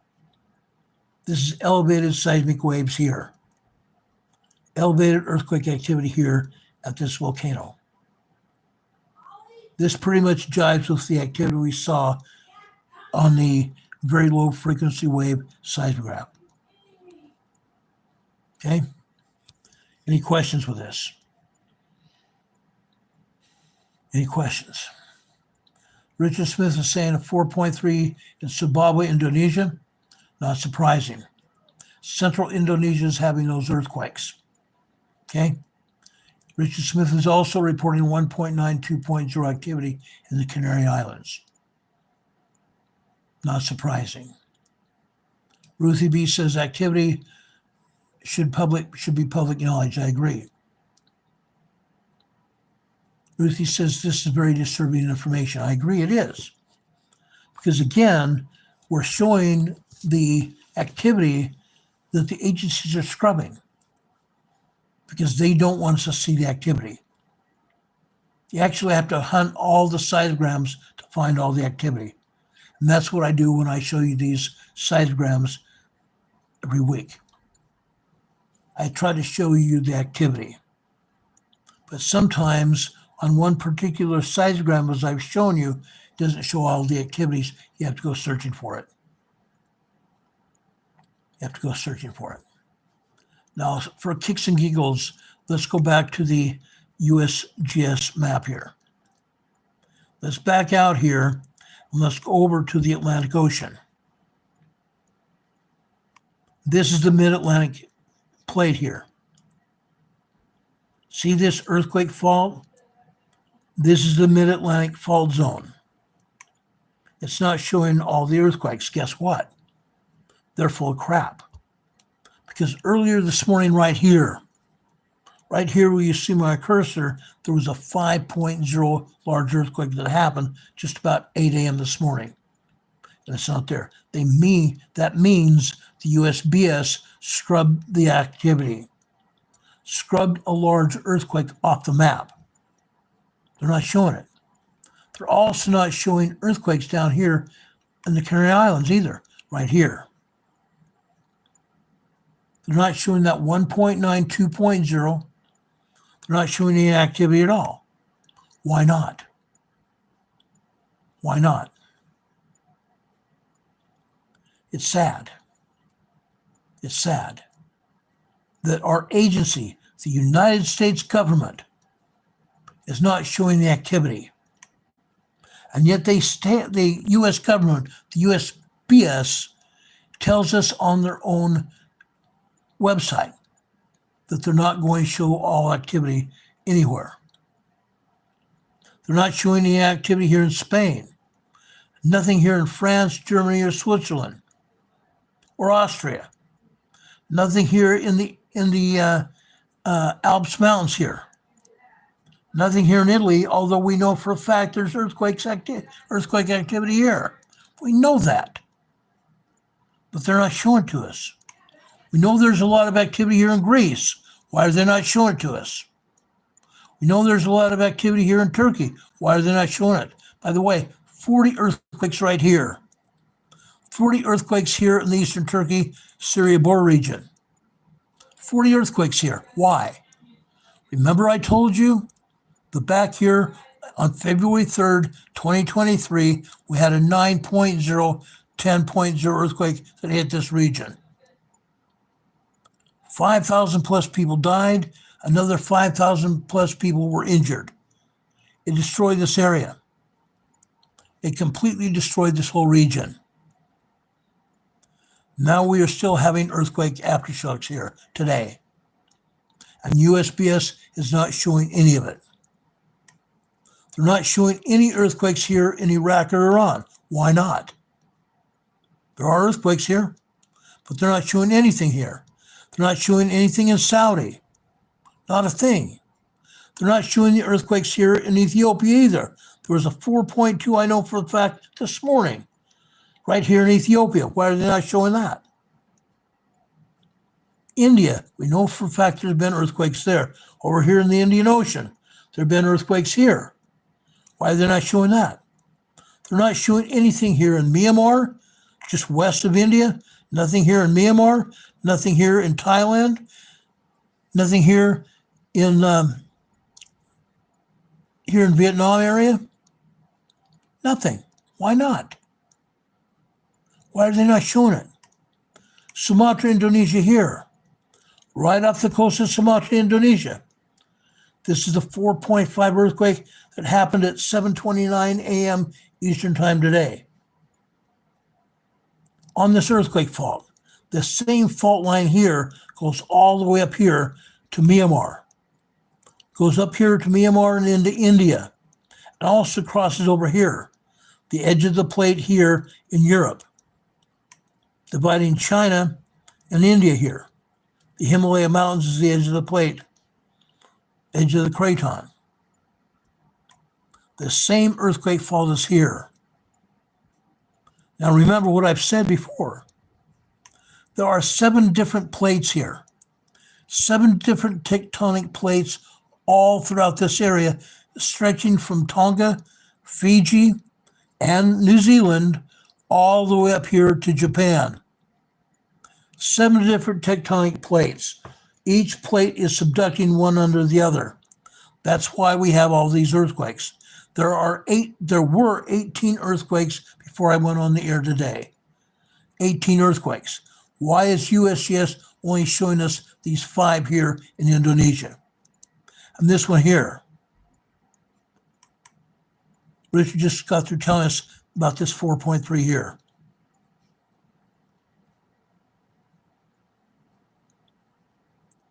USGS has this at Dumpu, Indonesia. DOMPU, Indonesia here. Okay. Further north here, Central Indonesia. This is a 4.6 in Kendari, Indonesia, 26.5 kilometers deep. Further north, Mindanao, Philippines. Just south of Mindanao, Philippines. This is Sarangani, Philippines here, a 4.2 earthquake. Further north here in the Philippines. This is a 4.5 near Tabing, Philippines. 4.5 earthquake, 6.2 miles deep, 10 kilometers deep. Unreal. They're not showing any earthquakes here in Papua New Indonesia. Guess what? There are. Over here in Papua New Guinea, they're not showing any earthquakes here. Why not? There is an earthquake here. This is Kokopo, Papua New Guinea. Kokopo, Papua New Guinea. This is at least a 4.8 earthquake. This is at least a 4.8 moderate earthquake. 85 kilometers deep. Again, look at the earthquake fault zones here. There's one fault zone going here. There's another fault zone going here. There's another fault zone going right here. 3 fault zones in this area. Each fault zone, each plate is subducting under the other plate. Unreal. Then we have the biggest plate, the Indo-Australian plate right here. They're not showing any earthquakes here. Why not? There are earthquakes here in Australia, but they're not showing them. We go over here to Fiji. They're not showing all the earthquakes here either. This is a 4.4 earthquake, 551 kilometers deep. This is a fairly deep quake. 551 kilometers deep. This 4.4 earthquake here is going to propagate a shallower, stronger quake.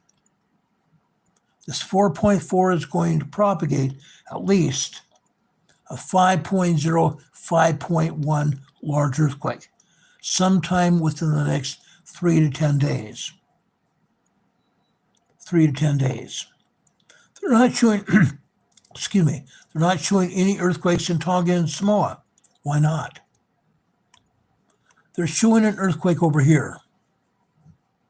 This is the southern Kermadec Islands. This is a 4.7 earthquake.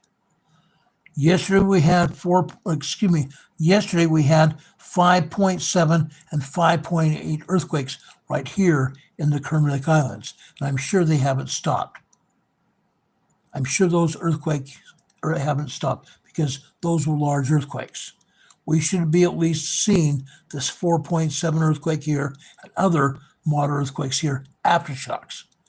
We should be seeing aftershocks from those earthquakes here, yet they're not showing anything. Also down here on the southern part of the North Island of New Zealand, this is Raoul Island. This island here in New Zealand here, this North Island, is called Raoul Island, R-A-U-L-E Island. Yesterday, right here to the southern part of the island, we had another very large earthquake. If I'm not mistaken, it was a 5.6 very large earthquake here. It happened right here. It happened right here. There are, like I said, there were villages and towns just off to the side, west side of the earthquake here. I'm sure there was some damage and there may be some injuries from yesterday's earthquake here in New Zealand. Okay? But again, they're not showing all the earthquakes here either. It's a sin. It's a travesty that our own agency, the preeminent seismic agency here in the United States, is not showing this information. Why not? Richard Smith says he gets his information from the EMSC, the European agency. He says that information makes his eyes go cross-eyed sometimes. I got to agree, Richard, it does. Watching that information literally all day long will make you go crazy. And I do that. I do that on a regular basis. My wife is doing it as well. Bless her heart. Brokefish is here. Thank you for being here, Brokefish. Brokefish is a very dear friend of mine. I appreciate him being here. Brokefish is in Southern Oregon. Brokefish, if you're still here, did you feel that good-sized earthquake at Crater Lake today? I showed the Crater Lake bunkhouse seismogram, and I showed at least a 3.0, 3.5 earthquake. Did you feel it? Yes, Brokefish, I talked about the fires in Southern California already. I've not talked about anything in Oregon or Washington. Only thing I've talked about are the earthquakes at the volcanoes in Washington and Oregon today. And I talked about the earthquakes at Mount Lassen last night. Surgery, my friend, is here. Surgery is from Northern Utah. Surgery is also a very dear friend of mine I've had for years and years now. I appreciate Surgery also being here. Brokefish said he felt that earthquake from Crater Lake today. Wow. For Brokefish to have felt it, it was a large earthquake. Okay? USBS can say, oh, it was only a minor earthquake. Minor earthquakes can't be felt. That was at least a 3.5 small earthquake. At least a 3.5 small earthquake at Crater Lake. And Brokefish felt it from where he lived. He lives west of there. Unreal. Brokefish is saying evacuations underway in Helene ravaged North Carolina after wildfires start there. Isn't that interesting? We'd had wildfires in North Carolina after what we had with snow.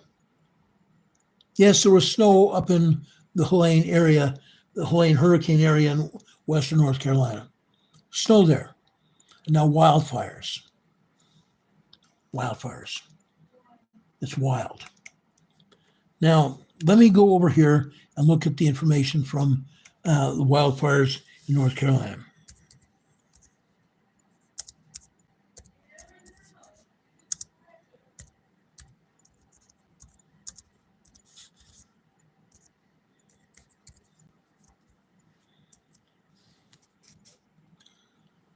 Brokefish End says McDowell County, North Carolina, at least 3 wildfires have broken out near towns that were devastated by Hurricane Helene, forcing evacuations. Wild. Now I'm going over here to Fox Weather. Fox Weather has the information here. Let's show you this picture here to give you an idea what's happened over there. Wildfires. This area had snow. This area just got through having snow, guys.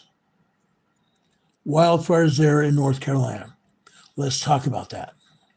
Okay? At least 3 wildfires have broken out near those towns devastated by Hurricane Helene. So far, the evacuations are in place for people living along several roads in Old Fort, North Carolina, due to a fire at the Crooked Creek Fire. The Crooked Creek Fire. CROOKED, Crooked Creek Fire. The fire is estimated to be at 200 acres and 5% contained. That's according to McDowell County Emergency Management. It's reported jumped across Bat Cave Road by Old Fort. Now, I will talk to McDowell County Emergency Management after I get off the air. McDowell County Office of Emergency Management said the fire was started by a tree crossing down power line, and flames were being driven by gusty winds in the area. Yes, there are gusty winds here. Gusty winds from 25 to 35 miles per hour right now. Those winds are supposed to die down tonight. There have been no reported injuries so far, but the fire has destroyed multiple outbuildings. The emergency management of this county has said that it's a lot of that debris from Hurricane Helene that cut down trees, the dry brush that is making it challenging for these firefighters. The dry brush, the broken trees that were left over from that hurricane are what's making it challenging for the firefighters here in Western North Carolina. 2 more fires began north of Marion, North Carolina. Marion is just south and west of me. Marion is just south and west of me here in North Carolina. That happened this afternoon. No evacuations are in place for that fire either. No evacuations are in place for that fire. One of the fires located at US 221 North is 2 acres and 0% contained. There's no word yet on how large the third fire is. North Carolina Forest Service has warned residents this morning that conditions would be very ideal for fire weather, and it should improve this evening. As the low humidity that we're having, we have 20 to 30% humidity right now, but that humidity should increase this evening. And those 25 to 35 mile per hour winds that we've had here literally all day long. I took my US flag down off my patio fence here because of the winds. They were just tearing my flag apart. I didn't want to lose my flag, so I took it down. I've known about these winds since last night. 25 to 35 mile per hour winds, and the National Weather Service put out a red flag warning late last night at about 1 a.m. this morning. They put a red flag warning out because of the high gusty winds and the risk for fires because of low humidity. Low humidity and the dry brush and the winds are just right for starting fires, and that's what we see now here in Western North Carolina. Brokefish, I appreciate you bringing this up. Okay. Now, Old Fort was devastated by Hurricane Helene in September. The town is still working to rebuild after the flooding that destroyed most of Western North Carolina. Let me turn here and show you this picture. This is Old Fort, North Carolina. Old Fort, North Carolina. Now, in case some of you are wondering, what is the difference between a controlled and a contained fire? Let me tell you about that. This is the difference.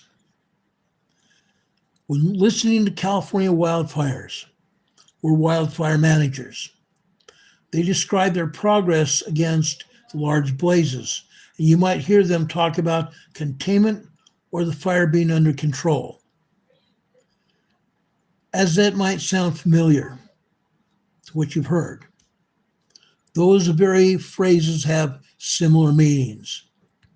As the firefighters work to contain the wildfire, they're trying to create a fire break around the perimeter of the fire. When you hear a fire might be 20% contained, it means that they have completed a fire break around 20% of the edge of the fire. They've completed a fire break around 20% of the wildfire. When you hear a wildfire is 100% contained, it means the fuel break around the fire has been completed. They've removed all the fuel within a certain area around the wildfire, meaning the wildfire is probably going to burn itself out. And they're going to work to that very end, dropping flame retardant, dropping water over the edge of the fire. And together with the water, the flame retardant, and also the fire break. That stops the fire completely. Fire officials say the fire break can include natural barriers or a manually conducted fire. Manually conducted fire, meaning fire started and trying to burn up the debris or burn up the tinder area so as to stop the fire. They do that all the time. But containment figures can change based on the conditions at the fire area. So if we have very windy conditions and we have embers with wind-blown fire, embers flying out from the fire, pieces of dry brush that the wind picks up and carries the embers out and starts other fires, okay? So we have very windy conditions and embers that can fly out from those contained fires. It won't be very contained for very long in that area. It'll start right back up. Firefighters are very wary of bumping that number up because there's a little bit of disconnect between the public and those fighting the fires, okay? So it's easy to say it's been 50% contained. Then this thing called 50% out. Not necessarily. That just means it has 50% of the line around the fire. 50% line around the fire. 50% contained means 50% of line around the fire. When fighters say the blaze is controlled or under control, it means that the fire is extinguished, including spot fires.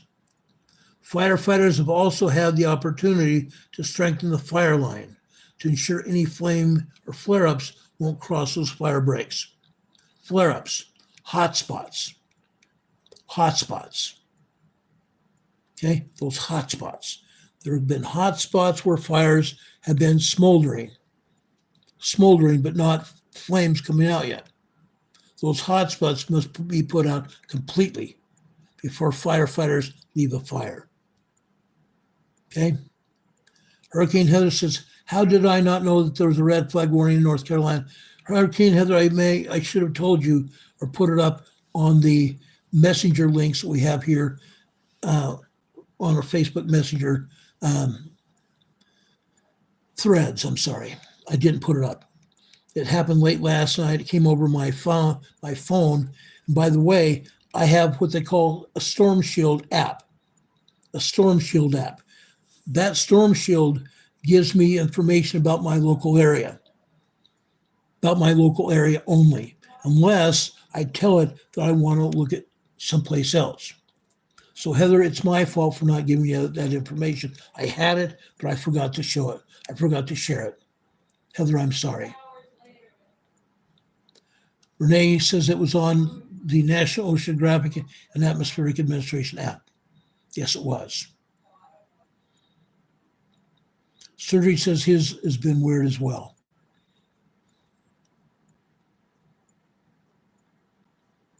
Renee Steffi said they issued the fire warning around midnight. I think it was about 1 o'clock was when I got it.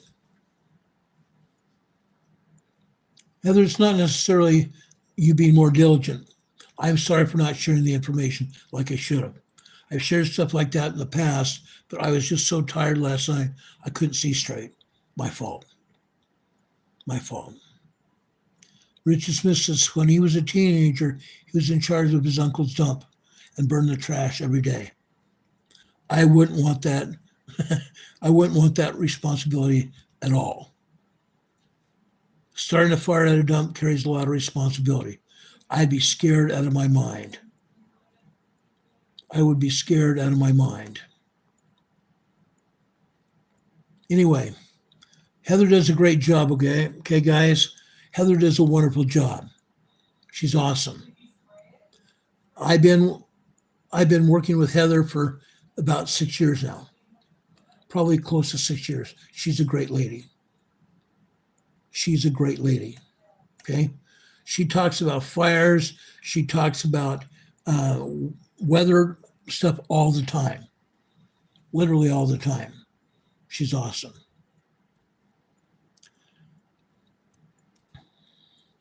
Also, Sergey says there's a big coronal hole 400,000 miles big facing us right now. Current earthquakes will go up. Yes, there is. Okay. Now, I urge you all to go over to Wages World. Wages World here on YouTube after we end our broadcast today. Go over there.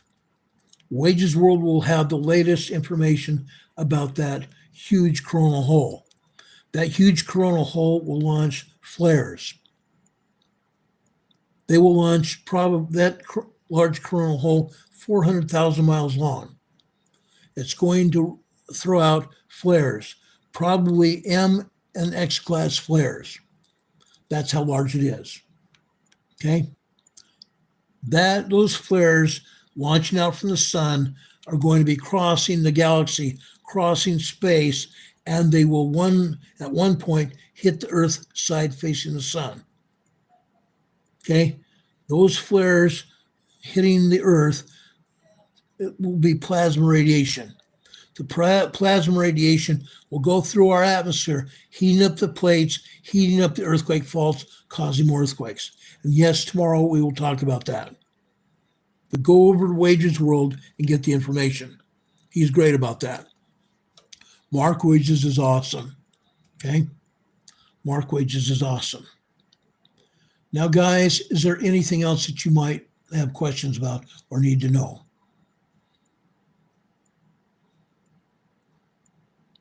R. Smith says Hurricane Heather sounds like she should be standing in the corner of a round room. Sometimes I feel like it too. And Demon Cam, thanks for putting out the information about our channel and ways you can get hold of us. Yes, we love cards and letters. When we got that card today from Trish and Ra and her husband, was Killian, it made my wife smile big. Not just because they included a donation. Her card had those dogs on it. It was cute. Carol loves those things. Carol loves cards and letters. Guys, please, if you can, send us cards and letters, and you can also include inside that card and letter a donation to our program. Keeps us on the air. And yes, we're probably going to need more support to buy another computer. This computer works well for most internet things, but it won't get us on the air anymore for whatever reason. Yes, this was an expensive computer, but I'm going to get a computer now that will keep us on the air for a long time. I promise you that. Okay? I promise you that. Demon Catman, thanks for putting our address out. Again, it's 104 North Green Street, Box 105, Morganton, North Carolina, Morganton, North Carolina. The zip code here is 28655. We appreciate all of you being here with us. Now, as I have done before, I'm going to do it again tonight. I want to read you a scripture. It's one of my favorites. Again, this is Paul talking to the Philemon. Okay? We're going to start in Philemon chapter 1, and we're going to start with verses 6 and 7. Verse 6, that the communication of thy faith may become effectual by the acknowledging of every good thing which is in you, Jesus Christ. Us sharing the gospel. Paul is talking about communication, sharing the gospel of Jesus Christ. Verse 7, for what we have great joy and consolation in thy love, because the bowels of the saints are refreshed by thee, brother. Communication about the gospel of Jesus Christ excites people. Excites people. Gives us hope. It increases our faith. Brothers and sisters, I counsel you, all of us need to share the gospel of Jesus Christ. In doing so, our faith will be strengthened. Also, sharing it will also help other people gain a stronger testimony of Jesus Christ. So please do that. Please do that. EMA family, you're great. Now, I haven't seen Don Patoka here tonight. He may have been having some issues. Don Patoka is with the VA. off and on, and he also has cancer as well. So we offer up our prayers for Don Patoka as well. He's a very dear friend of mine. He's a very close brother. Okay? So please hold him up in prayer. And also Sage Pup. Sage Pup had his surgery yesterday, and I asked the Lord to bless him as well. God bless all of you. I know all of us need our help from our Heavenly Father. May God bless us all. Brothers and sisters, I love you. I love you. We will do this program again tomorrow evening, sometime between 6 and 7 p.m. tomorrow evening. If something happens tonight, we will be back on the air to talk about it as soon as the information becomes available. Until then, everyone, have a good night and a better tomorrow. Please know how much I love you. Linda Lagallo, thank you for being here as well. Thank you so much. God be with you until we meet again. Marie Redfeather, thank you also for being here. God bless everyone. We'll see you on the other side. Renee, also thank you so much. Renee's been a very dear friend of mine for several years now. God bless. God bless you all. There's Don Patoka. God bless you, my brother. I love you, Don. We'll see you later. God be with you until we meet again. Ruthie B says, please repeat the YouTube name. His YouTube name is Wages World. Mark Wages at Wages World. Mine is Emergency Management Associates, as you already know. God be with you all until we meet again. Have a good night, everybody. Much love.